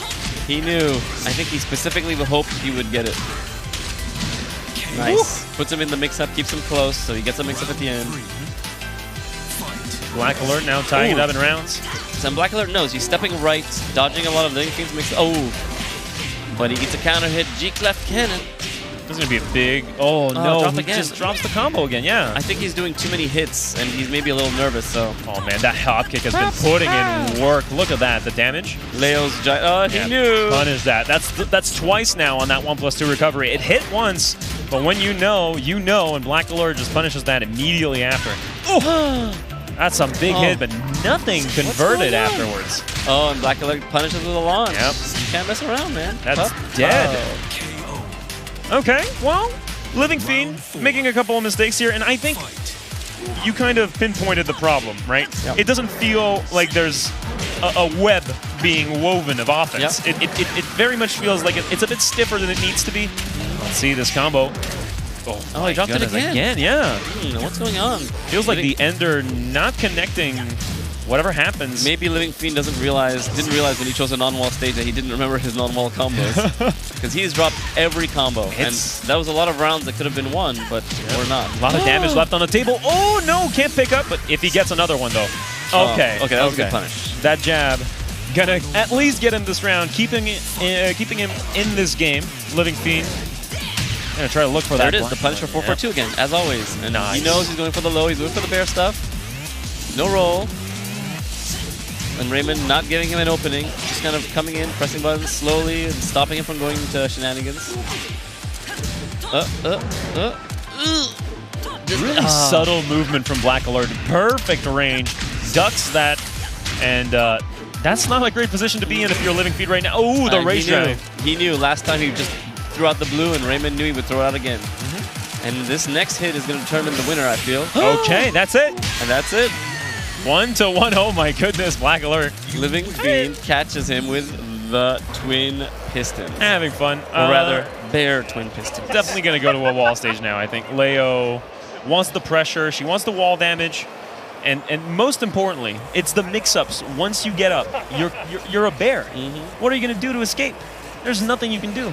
Nope. As the big bear, all the big boys in this game, you just got to take the mix-up. Yeah, that big hitbox, right?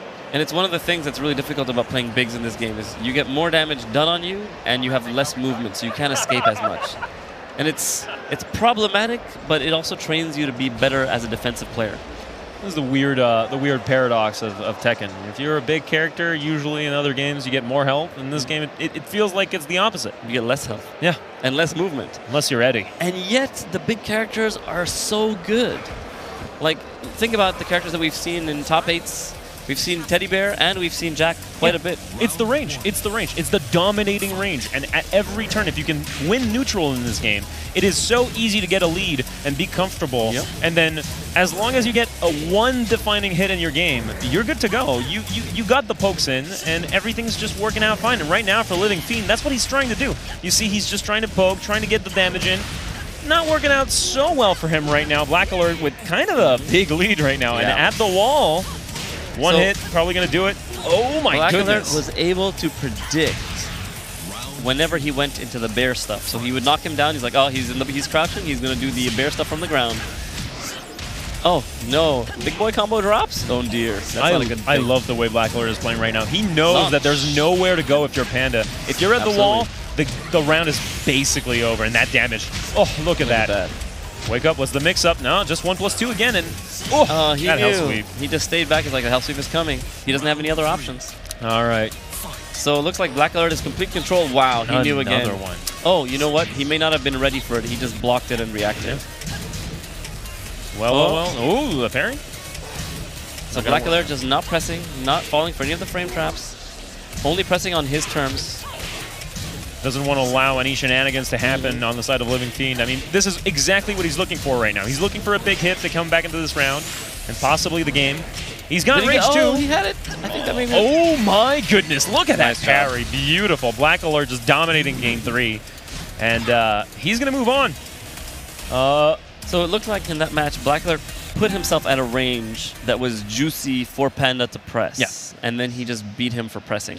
This is one of the great things about Tekken, right? You can play the best Tekken possible, constantly keep out, be at the right range, but if you never actually get a hit in, nothing's going to matter. So Black Alert playing into the range of Bear is one of the ways where if you're going to fish for the counter hit, I know, and your big hits are all punishable. Nothing's going to matter. And then parry, boom, finished the round. We're done. We're going home. It was quite spectacular, I gotta say. He looked like he was in complete control those last 3 rounds. So far, so good for Black Alert. That's 2-2 that we've seen so far on the main stage. We're going to have 2 players coming up next. We don't know whom exactly so far, but we're going to get a good idea in a couple of seconds. Oh, JDCR versus Howling. Oh my God, really? This early in the tournament? Yeah, I mean, we're making our way through the winners, right? So each pool has 12, 16 players? Oh, yeah. 16, 13, 16 players. Yeah. So we run through them quite quickly. This is, I think, winner's semis, right? We're into winner's semis now? Quite possible. I mean, look, this is a treat. We are getting treated to what could potentially be a top 3 match. If everything... Like, if it would have been a different bracket, this could have been a top 8 match easily. Yep. So we're going to get a real match right now. JDCR sitting down, probably going to go for Dragunov again, in my opinion. That's kind of where most comfort comes from. And Howling, king player of king players. He's excited. I love this guy, man. He's just so happy to be here every time. He loves Tekken. And this is one of the key things that a lot of players in Montreal approach the game with. You love the game, you play the game, you have fun with it, you learn with other people. I mean, this is one, in my opinion, and I'm biased because I'm from here, but this is one of the best cities to play Tekken in right now. It really is. And you know what's funny is I picked up JDCR from the airport last night, and I dropped him off at Howling's house. So they're roomies for the weekend. Oh, yeah. So I'm wondering if maybe they've played some games and have gotten acquainted a little bit, and if that'll affect the outcome of the match. Might be so. Might be so. I mean, we do not have any Dragunov players in Montreal. We have Mars. We have Mars, but he hasn't been coming lately. Yeah, I think he has class Wednesday night, so it's been hard for him to come to the weeklies. But playing a whole bunch of Samurai Showdown, playing a whole bunch of King of Fighters. The man is preoccupied. What I'm really excited about is Renato, aka Howling, is really, really good versus Armor King. Like, really good. Because there are 3 Armor King players in Montreal. One of them is me. Well, yeah. And so he knows the match inside out, and he feels Armor King is weak in this game. And he doesn't have any problem smashing Armor King's face in with King. And I agree with him. I think King versus Armor King is horrendous for Armor King.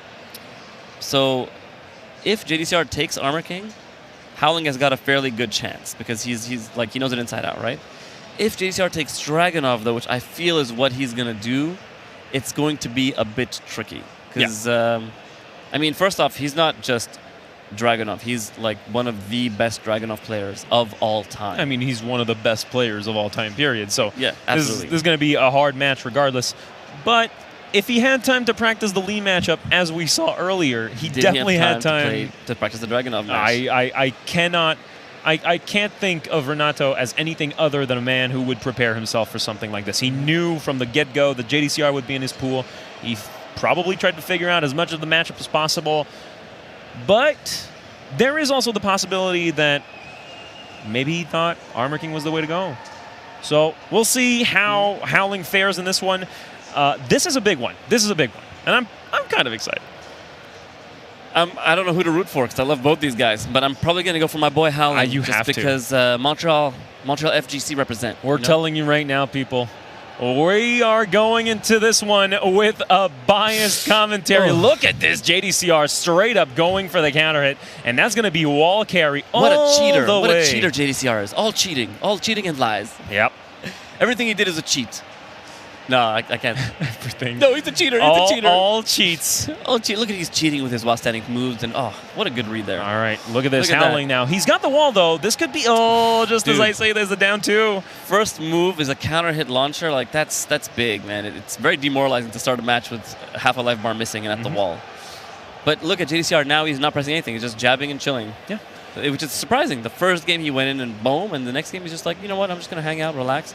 Changing the pace, not taking the confidence for granted. Oh, look at that, the wall carry. Yes, sir. Boom, Howling boom, answers boom. back. What's the mix-up? Oh, nice. Beautiful. He's done that Bar fight, quite a let's few go. times in the last few weeks.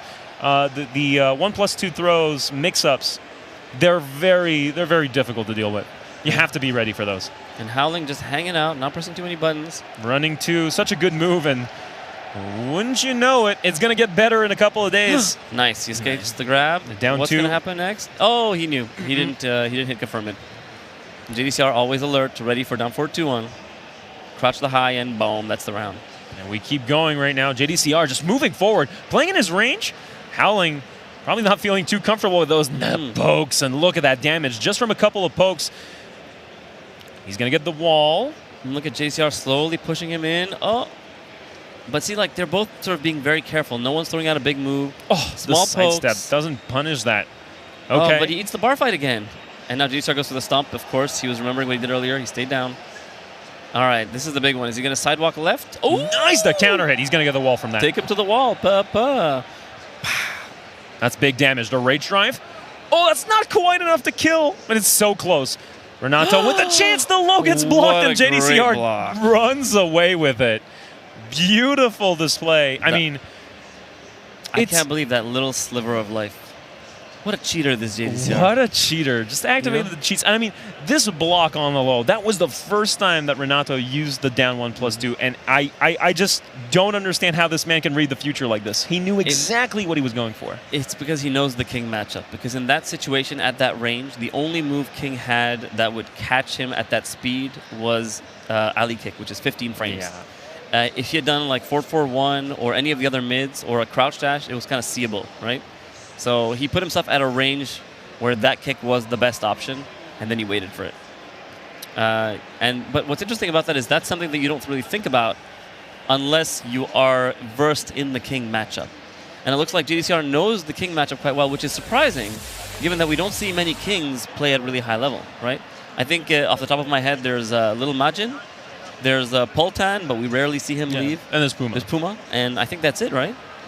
Pretty much, yeah. I don't think MBC plays at all in tournaments anymore. He mostly streams and just hangs out. Yeah, I mean, with the crazy costumes. Oh, Renato with the look of terror.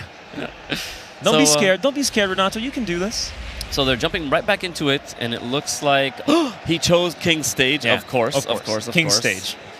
Yeah, This this is King's stage. This is no one else's stage. This is King stage, the King theme. You can call it the Labyrinth or the Floor Break stage or whatever, but we know it's the King stage. The Labyrinth? Yeah, you know, the Forbidden, Forbidden whatever it is. Forgotten Realm. Forgotten Realm, I think, is the name. Forbidden Temple, I always forget. We've had a lot of temples and realms. It's the King stage, bro. It's the King stage.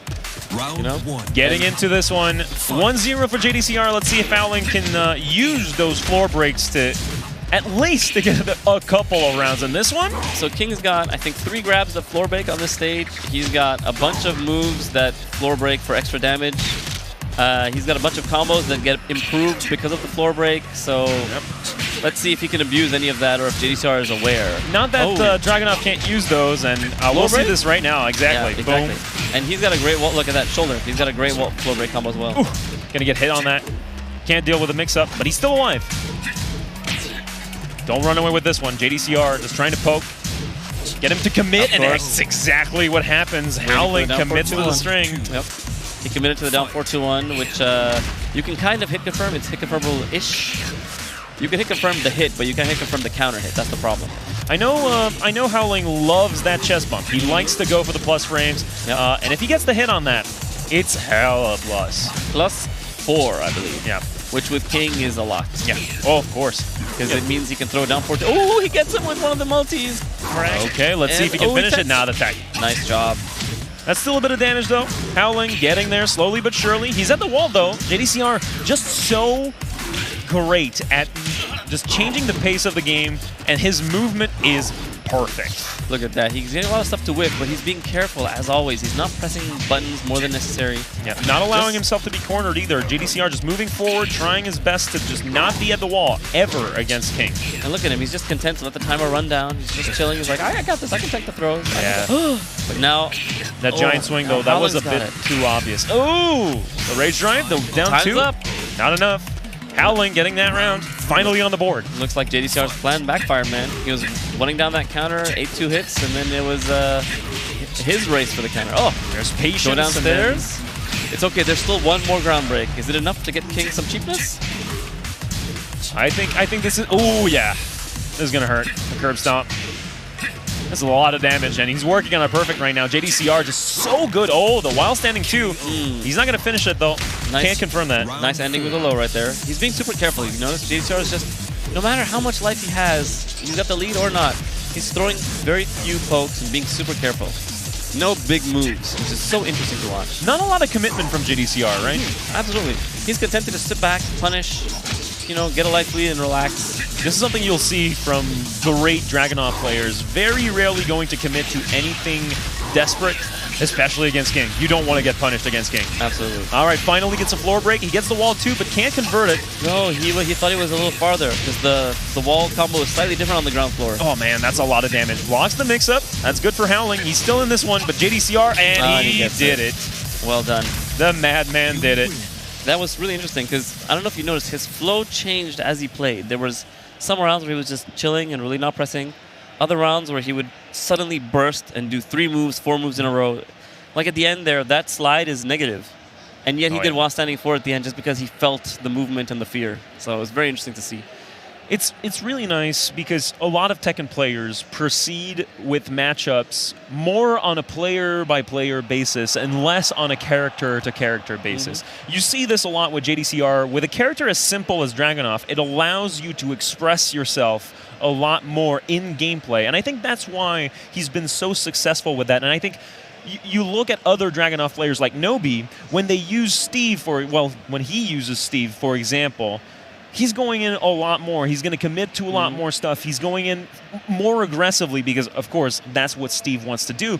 But when you're going to see Dragunov, the player seeps through the pores of the virtual reality, and you can really see what the players are all about. And JDCR, that movement, I mean, has he ever been to the wall? I think he got wall comboed once, and it didn't work out for Howling. And then he got out and launched him. It's crazy how good he is at just sidestepping, inching forward, sidestepping, and in a matter of seconds, he's out of danger. What's interesting about the way he moves is he does a lot of movement option selects, which a lot of high-level players do. So, instead of doing just sidewalk or step left, you'll step left and crouch, or step left backdash and low parry. And the reason for that is depending on the match and the character you're playing against, you move yourself at a spot where you dodge most of their moves that are standing, and then you low parry or crouch the bigger, the low that is most common at that range, And so you'll see him often do like backdash, step left, crouch, or step left twice, low parry, or step right, and then, throw a launcher. And it's because he kind of knows which moves are best at which range, and he puts himself at a place where he baits you into throwing the best one, and then he counters it. This is the years and years of experience. I mean, JDCR has been playing for decades now. So, and I like what you were saying, that this is one of the things, and I don't want to rag on Street Fighter V, but it's one of the things that you can see more of in Tekken these days than in other of the top games. And it's simply because Tekken is a more open-ended game. So in Street Fighter V, for instance, if you see like a Zeku player, they're all kind of original because Zeku has a lot of like freedom in the way he plays, right? But there's certain characters in Street Fighter V that you kind of have to play them one way. And Tekken is a lot more freeform, so you see a lot more Zeku-style characters where everyone is kind of freeform and you can play them the way you want. Which is why Nobi plays a hyper-aggressive Dragunov, and JDCR plays a hyper-defensive Dragunov. And it's almost like seeing 2 completely different characters. Yes. Yeah. And it's one of the beauties of the game. So part of being good at this game is gauging not just the matchup with the character, but the player in the matchup. Yeah. All right, we're getting into our next game right now. Spoodler versus Lil Caps. We were talking about Dragunov, and we're going to see one more right now. We're never going to get enough Dragunov. I mean, he's one of my favorite characters to watch. Such a beautiful with the black hole, man. He explodes in those. Look at that damage to wall. That's insane.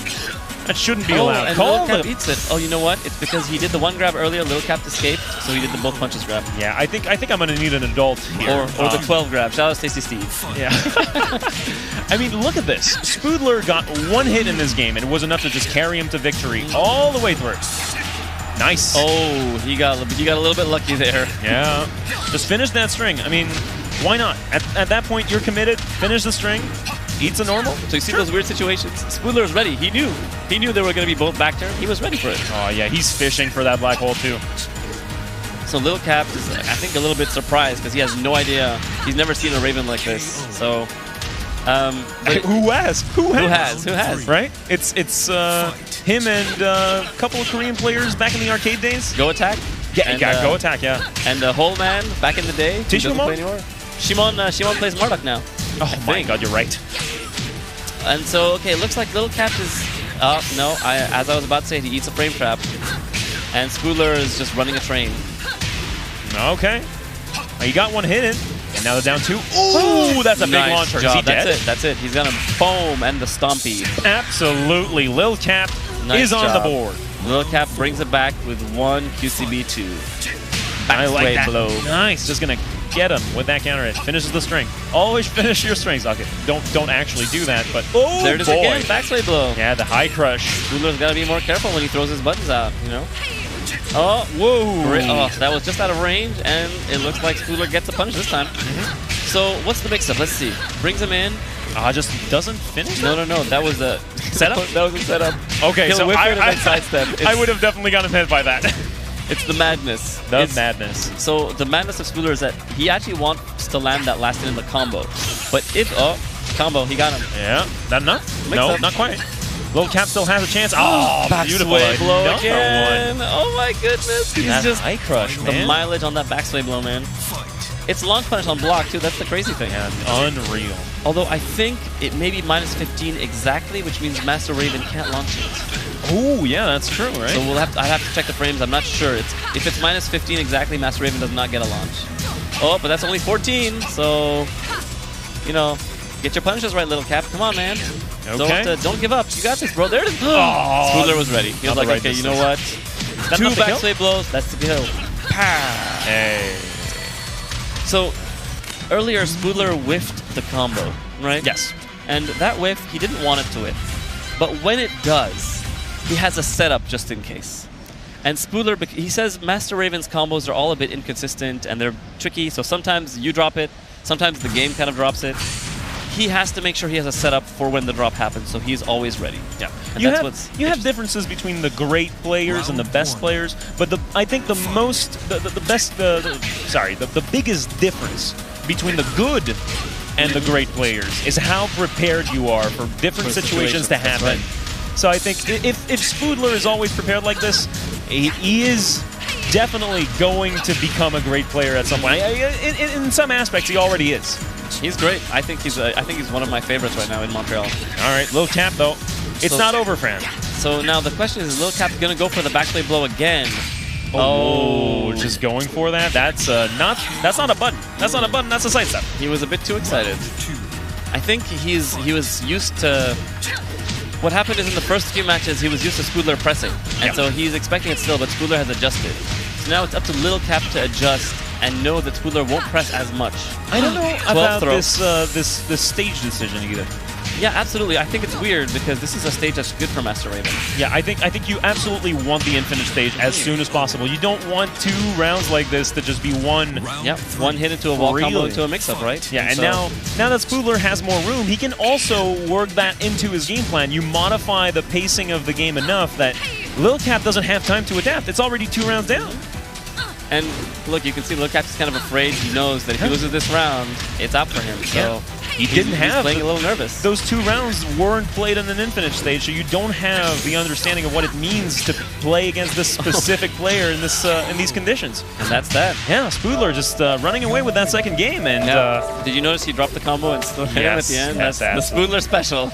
yeah. At some point, though, you drop the controller. At some point, there's despair when you play Master Raven. It kicks in so fast. This character is just there's the black hole, right? That's the whole Yep. game plan. You backdash into the black hole. I mean, you were the one to teach me all of this. Yep. But there's also the idea that if you're going to play in her range too, if you're going to play close quarters, she has so many good mix-up options. She can do so many good things. Well, that's the thing. Up close, she has no real mix-ups front-facing. But back turn up close, she's got great mix-ups. Okay. So often what the Raven players want to do is they sort of play at that weird, dancing range where you're in and out, and they fish for the black hole. And then if they don't get it and you sort of freeze, then they come in and try to go back turn and do something on you. And You need a lot of experience when you're playing against Master Raven. If you haven't played against at least a player of Spoodler's caliber for a while, it's really difficult to get into the groove of what it means to play against a Master Raven like this. it's tricky, man. And even when you know, like the good. What's interesting about players who understand their character is they know how to hide their best moves. So with Master Raven, for example, the black hole is what she's aiming for most of the time because it's like death wall carry, 100 damage easy. But she knows the black hole is slow and is quite punishable with a lot of characters. So the Master Raven player will throw out Black Hole at first and see what happens. And if you block it or you know it's coming, then you're like, okay, you know, I punish you for it. And then the Raven player's, okay, he knows about Black Hole. So then they go through a whole series of other mix-ups and just play a whole different game. And then when you're not expecting it anymore, Black Hole comes back. Yeah, I feel that's the like death. I feel like Master Raven is a good mix of what you'd get from an Asuka player and what you'd get from, for example, a Law player. When you're in front of that person, you don't know exactly what to do, and then you back off, and then it's somersault, somersault, somersault. When are we going to whiff? Are you going to get in? Coming, exactly. Are you going to get in? So and then you're trying to bait the person into coming into your range, and once that's done, so it's tricky because as a player at the max range, that's where Master Raven loves to be because she's got those crazy mix-ups and, you know, the Black Hole and other crouch dash mix-ups once you freeze. But then up close, she likes being there if she's back turn because you just got to guess. And so it's like the kind of range you want to play at is mid-range against Raven. Not too far, so she can't like go into Black Hole mix-ups, but not too close, so she can't go into back turn mix-ups. I find it very interesting to see Spoodler switch those ranges. So this is a good one. This is a good one. This is JDCR versus Nivek. And it's winners finals, I believe? Exactly. The winner of this match will head directly into top 8 for tomorrow. And the loser of this match is going to play against Howling, Charizard X, or Mishimized.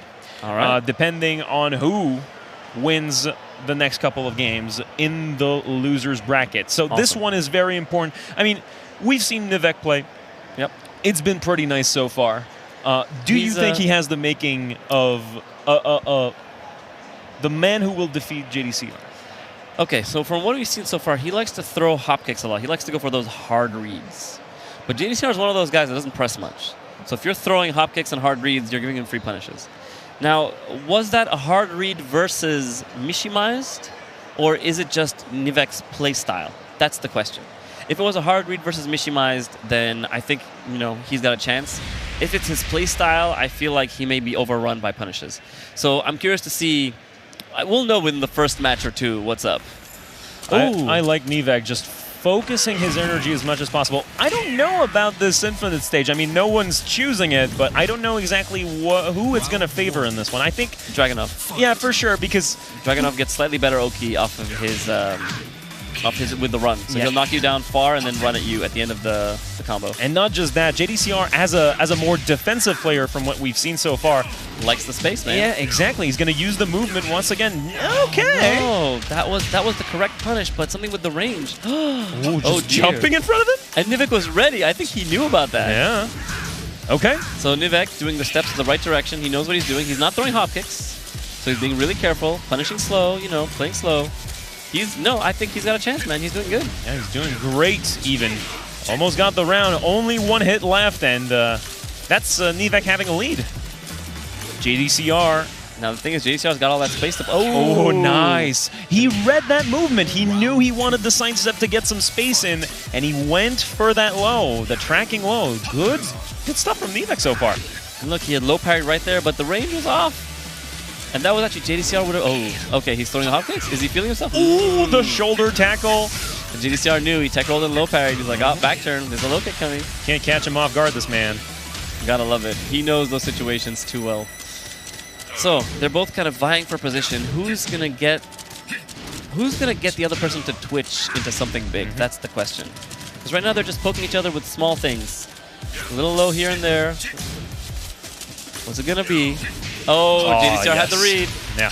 He put himself at the range where Paul threw the swirly kick, as I call it. And look, see, the run. Yeah. That's why JDCR has the advantage here. So beautiful. He gets the run mix up at the end of a combo. Running 2, such a difficult move to deal with. Plus on block, a whole lot of damage when you get hit by it. You can't counter it. The mix-up is super simple. You run running 2, or if you think he's going to stay down, run, and then down 2. Oh, there it is again. He baited him with a sidestep crouch while standing 2. JDCR running away with this one once again. There's the other part of that mix-up, the down 2. A whole half of a bar gone from Nivek. I mean, he was doing great, but JDCR kind of adapting really well. Nice, the running 2, right in his face. Not afraid, and nice, the whip punish. What a whip punish. Gonna be dead? Yep. Oh, he drops it. Never say never. Okay. Never say die. Even the gods bleed. I think JDCR didn't have the confidence in this combo to kill, so he went for the fancy stuff. But he got the round nonetheless.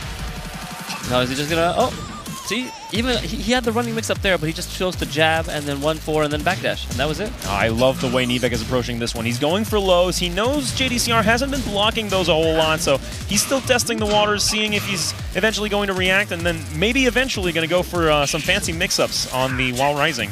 But see that bar fight. And what's the mix up? Beaten up. Oh, he catches him staying down. Not Very dead nice. yet. Now, JDCR, look, he's not really going in. He's like, I'm just going to wait. Oh, that was the punish, by the way. Yeah, for sure. So, for those that don't know, Paul's backsway 3-2 is -10 on block. And the down jab is 10 frames, so he caught him. Yeah, I think it is a bit too far for a jab to connect, so you need... No, you need can the do jabs. Just But standing jab? you can do standing jabs, but if you do, he can always throw the ender punch, so QCB 3-2-1, and that'll beat the jabs. I see. So down jab was the safe option because it beats, I think, everything. There It you may go. option select the low and the high. JDCR already knows all this. I mean, he's been playing against Pauls for a while now, so this is not unknown to him. I don't want to say I was the first Paul, but I think I was the first Paul to play against him. The first Paul. I remember that Canada Cup. You were in grand finals against him, and I think... I don't exactly remember. I remember another Paul was there, and he was pretty good. Pepe Day. Oh, it was Pepe Day! Yeah, man, the classic guacamole player, you know? Oh my god, the Fuerte player The trying his Fuerte. hand at Tekken, that was nice. That was a good memory. He was pretty good, too. I learned some things from him, surprisingly. Yeah, but You know? speaking of memories, we're making some right now with Nivek. He needs to tie this up. I mean, it's not like he can't. He got around last game. He now has the wall stage. He can do something with this. So what's interesting is Nivek actually changed up his rhythm and went forwards all of a sudden after blocking for long. Look forwards. Oh, no. That's going to be a punish, and that's dead. That's death, man. As Nee puts it, that move is for irresponsible Tekken players. I love that it's quote. so inconsistent. With one backdash and your demo man does nothing. Oh, the sway 1+2. Back Bring him sway, home. and we're going into outer space. Heck yeah, the spaceman Nivek. That was a really nice launching read. him. Oh, but what a great punish by JDCR. That's the thing. Dragunov has the shoulder punish for every one of Paul's lows in this match. Oh, nice. The down forward 2 just going to connect, and that's it, it. man. Oh, no! Betrayed by the wall. I'm Yeah. telling you, JDCR with his cheater button, man. And sidewalls are so Now- frustrating sometimes. The question is JDCR going to slowly push him to the wall safely and then get him, or is he going to try to throw something crazy? Weirdly enough, Nivek doesn't feel comfortable moving forward. He has the advantage for sure, but the rage is so scary. Nice, the low, beautiful. That was such a good read, man. He just waited enough until JDCR forgot about the lows. Yeah, and then threw it JDCR up. hasn't been blocking those. And you see right there, he went for the mid this time. He believed that he would start blocking lows, and he's just not committing to that. JDCR willing to take those pokes if that's going to mean winning rounds. And it often does. I mean, so far, it's been working out. You know what's interesting is Nivek seems to be catching JDCR a lot while he's on defense. So JDCR presses a button. Oh, what a great punish there. He put himself at the range for the sweep and blocked it. Trying to out-defense the defense master? Make Is it him even commit to possible? stuff. It looks like it's working. Huh? Oh, the whip What a punish great on punish. that. Wow. Oh please, JDCR. What are you think? What are you thinking there? What are you thinking, man? And Nivek is now in the lead. Is comfortable? I mean, this is a difficult situation, right? If he wins this game, and that is if he wins this game, he's going to go back to a wall-less stage, and we're going to see something a bit more fancy coming from the JDCR, a lot more space to work with. But so far, so good for Nivek on Mishima Dojo. It's not over yet. While running 2. Well, look at this. 40 seconds past. Oh, sorry, 40 seconds left on the clock, and they're only at like a third of life bar missing each. This is a very slow-paced game. the shoulder. Really interesting. Yeah, that's the thing. Dragunov has a punish. Oh, wow. With punish, man. He's going to get the wall, too. He walked right up close just so that he would do a down forward 2, and he was just out of the range to punish him. He was so ready for that down forward 2. This is next level gameplay right now from Nivek and JDCR. 2-2 in this game. JDCR wants to finish this, wants to guarantee his spot in top 8 right now. So JDCR noticing he's not finishing that string, punishes him with a 2-1, and now makes some space for himself. JDCR staying back, throwing those low parries, hoping he'd do a QCF. That sidestep. He doesn't get anything off of it, though. He's too far, but that's so sad. Nivek could have used that in the flying knee once again. That's safe. Okay, that counter hit. It's plus. This time he blocks it. Nice. But see how he didn't punish with 4-1? Because he knew the range wouldn't work. He did a down 2. He didn't try to punish. He just did a low mix-up, or a low mid. Nivek right now just dancing across the stage. He needs to find a way in. now He JDCR doesn't have a knows. lead. That's 17 seconds left right now in the round. And JDCR, look at that life. It's going to have to be a time over. And JDCR knows he's got the lead. Oh, so he's my content to just goodness. sit it out. And he doesn't want to give him rage. Oh, it's over. It's over. Okay, now At 5 seconds left. The while running too. And Nivek, sadly, will not make it to top 8 quite yet, but he still has a chance in loser's bracket. JDCR is going to be our first confirmed top 8 contender for this side of the pools. And I gotta say, Nivek really impressed me that game. It's interesting because he didn't throw a single up forward 3-4, like no shredder hop kicks. He did occasional up hop kicks from far, just which wasn't punished because it was too far. He didn't throw any hop kicks on the way in, so I was actually really impressed. So it seems like he had the read on Mishimai's with the hop kicks, and with JDCR he knew that wouldn't work, so he stuck to safe pokes. And it's just when you play safe pokes against JDCR, who's the master of safeness. I mean, it's testing the waters, right? When you start your game in an infinite stage, you have so much time to figure out what kind of defensive options JDCR wants to go for, because this is where he has the most freedom to just backdash, sidestep, and really use his space. And once that's done, once you go back to the wall stage, then you use all of that data and you implement your offense, and then you go for the big damage. Then you go for the commitment. And Absolutely. even then, Nivek just decided to stay back, take a chill pill, and really focus on getting the good pokes in, and that worked out for 2 rounds, right? But JDCR caught on, man. I think somewhere along the way, JDCR sort of figured out his game plan and took advantage of it. Like we saw, by the end, he did, I think, 3 hard reads in one.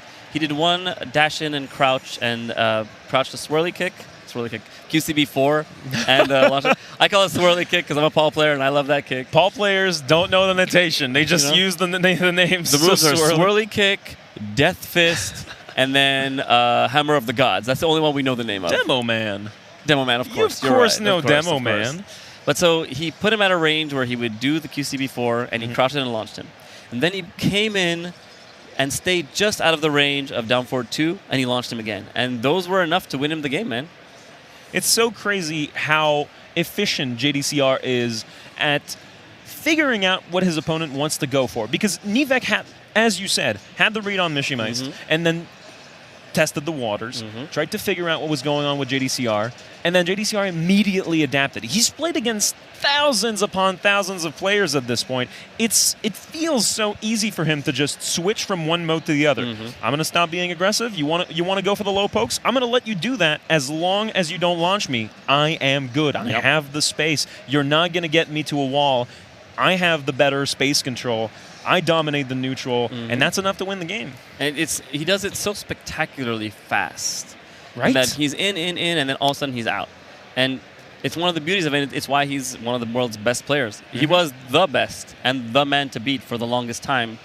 Tekken 7 is a bit different. I feel like there's a lot of killers right now, but he's definitely like top 5, top 10. I mean, one of my favorites. One of my favorites. All right, guys. We're going to get a classic right now. This is Toronto versus Montreal. And we're going to try not to be biased because we love all of these people. But honestly, Spoodler been showing up in style. And if Black Alert decides to keep this, I mean, he is picking Marduk. This is not something that Spoodler... he knows. Yeah, he is knows the comfortable Marduk with that match. matchup. He's been playing against Jonathan Fattens, which was in the prior pools, so many times. He knows so many everything, man. times. He knows all the mix-ups. He knows the frames. Case in point, he crouched the first high string. Yep. This is something you want to do. If you're Spoodler, this stage, not exactly the worst one either. You get the walls, you get the good wall damage. All that. Great job, throw. Black Alert. Boom. Bam, bam. Mix-up.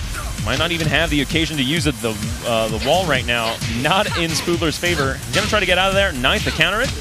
Good stuff. Now, what's great here is that Black Alert also knows the Raven matchup. So this is, Beautiful stuff. just He's dead. waited for that high and killed him. And we're going downstairs. Look at that stuff. Look at Spoodler's styling on Marduk. That actually is the max damage when there are no walls, believe it or not. So All Spoodler right. always aware. Nice. Black the hole. black hole. Here we go. So now the question is he going to keep doing black hole, or is he going to think, the guy knows, and now I'm going to switch it up? quick reminder, we haven't seen a whole lot from Black Alert's Marduk so far. Not a lot of time to express himself. Spoodler being aggressive right now on the wall, using that spacing. Nice. The knee. Good stuff. Spoodler just running in and running a train. Oh, that was a chance. And just playing around, staying back. Oh, no, he was at the perfect range. Straightforward, no tech. Don't do a get-up kick. Of course, he knows not to do a get-up kick. Oh, no. This could be the round. Oh, good job. Oh, there's another one. What is going on here? Great Spoodler. job. Black Alert, seeing the nervousness, taking advantage of it. Oh, my God. You got to tech at least one of those. That was, no, oh, and there's Black Hole again. You know, you really, as a when you're facing Raven, you always got to be aware that Black Hole is there, and it's waiting for you. Marduk's Rage Drive, so hard to deal with in that situation. You can't tech it, of course, but you have to guess right, I guess. You know what this is? I believe Marduk is a slightly bigger character, and that combo may drop because of it. So, ooh, interesting. Okay. Yeah, I'm curious to see Spoodler going for a shenanigan. My goodness, that's Black 2 Alert rounds to shaking 1. his head, knowing that this is a shenanigan. He shouldn't have fallen for it. But that's the beauty with Spoodler. He'll do a lot of really classy stuff, and then randomly throw shenanigan out just to see where you're at. Are you ready? Or are you a bit nervous? Will it catch because of the nerves? I like this. Feeling the terrain. Look at that movement from Spoodler. Fishing for the black hole, but, again, fishing for it, but not getting it. Black Alert staying back, knows the black hole is there. Spoodler doesn't pressing, no counter hit. Ooh, good tech on Black Alert. And the black hole, there it is again. Oh, that's terrible. Just when you think it's not coming, you forget, and then he throws it out. He went for a big combo, and it didn't seem to work. That big boy combo. Oh, and that's it. Spoodler taking it 3-1. Well done. There's doubt in this man's mind right now. That's the thing with Spoodler. I play this man every week, and he still manages to hit me with Black Hole. It's crazy how confident he looks right now. I mean, he's just looking at Black Alert, just waiting for the decision to be made. I think if Black Alert wants to win this, he's going to have to test it out with Leo, because Marduk's just a known quantity at this point for Spoodler. He has the matchup down to a T, and I think that's what we're going to see. Yep, character select. Yeah, and I think either a Leo switch, or he may just hover over Marduk, think his game plan through, switch stages. Give himself a bit of time. Is it? Is it a Leo switch? It is a Leo switch. Good call. And I think it's the right move.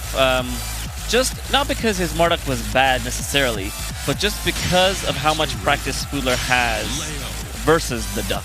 And again, Leo is not a matchup that is very common to Montreal players. So I don't doubt that Spoodler has that matchup down. He plays online a whole lot. He has a lot of training partners from a lot of different places, but... Spoodler, by the way, unsponsored, so if any sponsors are watching and you want like an awesome Master Raven player, this is the guy to sponsor from Montreal. Absolutely. He's my pick. #1 pick for the guy to sponsor from our city. True class act as well. He's trying as much as possible to go to as many tournaments as he can, and he's showing up. I mean, 5th at Electric Clash, not a bad showing for a Montreal player. So we're gonna get into this one once again. Spoodler leading 1-0 against Black Alert, but this time Black Alert going for Leo, and we are in Dragon's Nest. Look at that, starting the round just the right way, gets the wall. Look at that damage. So what happened? Oh, and he has a 12 grab. Oh my goodness. The damage. He's so confident right now. He's just moving forward. Oh, the low. Perfect. So Spoodler kind of dancing around. Oh my god. Showing off his Raven skills. The back turn dance, man. That's the classic. Look at that movement. He's just spinning around. So he likes to snake dash a lot like that just to kind of get you to twitch. Oh. And see, Black Hole into slidey low. You're not expecting it. You're like, that's crazy. Never. And yet, he catches you. That's not something he's done even once against any opponent today. Because he knows. He knows when it's time. And look at that conversion, man. Boy, oh boy, look at him. Black Alert going to try to retaliate. And now Spoodler is just chilling. He's like, I've got so much life. I can block 5-6 moves, throw the low, and take it. Fight. All right. This is him feeling himself right now. He knows he's in a commanding position. He knows Black Alert isn't exactly confident in the matchup right now. That's a nice way to get back into the game, though. Oh, but he drops it. The drop. And that's not the first time we've seen drops from Black Alert today. Now back turn, gets him hit in the back there, and now there's a mix-up, right? What's he going to be? Oh, but Spoodler, again with the black hole. See that? Look at this. Oh, nice. No, too many shenanigans. One too many shenanigans. Yeah, you got to stop at some point and lay Black Alert right now. That costs him the round. That costs him the round. All right. This could be a shift in momentum for Black Alert. This is the chance he needs in order to stay in this one. Is he going to adapt? And the question is Spoodler going to tighten up his game now, or is he going to throw more shenanigans? That's the question. I mean, he could rev it up. We were talking about shenanigans. Look at that low launcher. Boom, boom. Oh, that doesn't always hit. It's one of those things about Master Raven. It's inconsistent, right? So nice. The wall and splat. look at the conversion. Look at this. Beautiful stuff. And the back punch. Wow. Again, it didn't hit. It may be because of Leo's size also. This is a bad position to be in if you're Black Alert right now. You can't get hit. You can't get hit at all. And just as I said that, he gets hit and survives, but this one is going to do it. Spoodler is the second man to get into top 8 from Pools D. Nice job.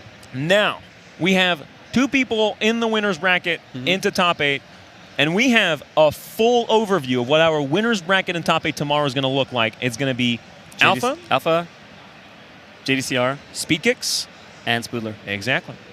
So, we have other matches to happen in the loser's bracket.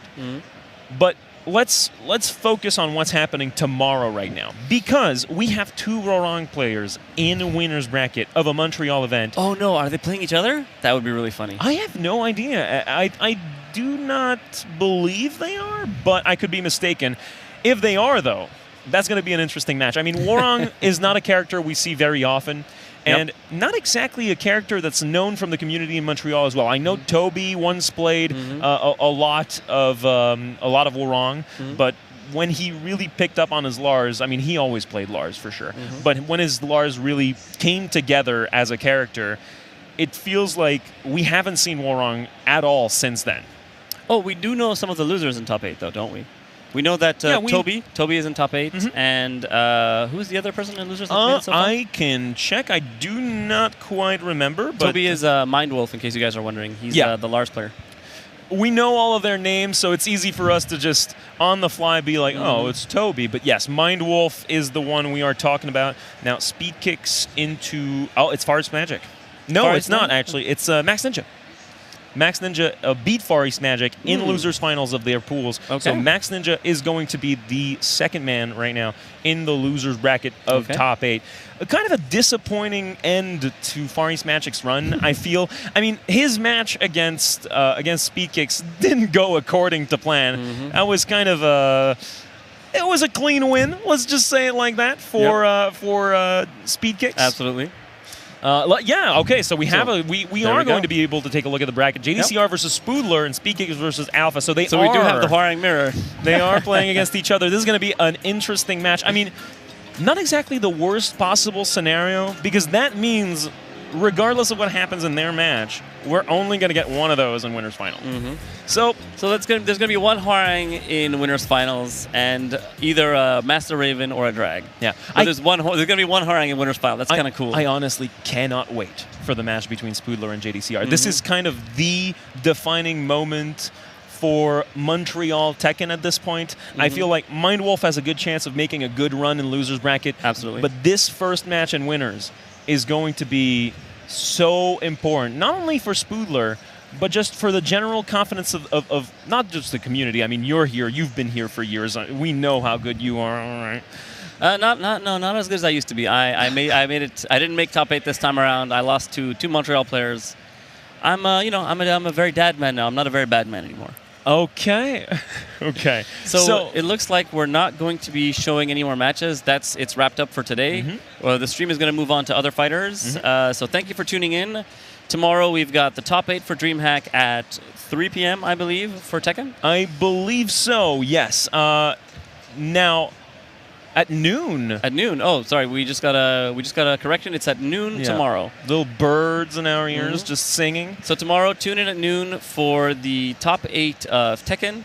And, I mean, tune in all day. There's going to be good fighters all day. It's cool. There's, like, Street Fighter. There's Smash. There's Mortal Kombat. Yeah, Mortal Kombat. I mean, this is a big event for Mortal Kombat as well. This is an official NRS event as well for the Mortal Kombat Pro Tour. So check that out. I do not believe they are done yet for the day. So if you want to head over there or watch some Smash, it's all fantastic here at DreamHack 2019 in Montreal.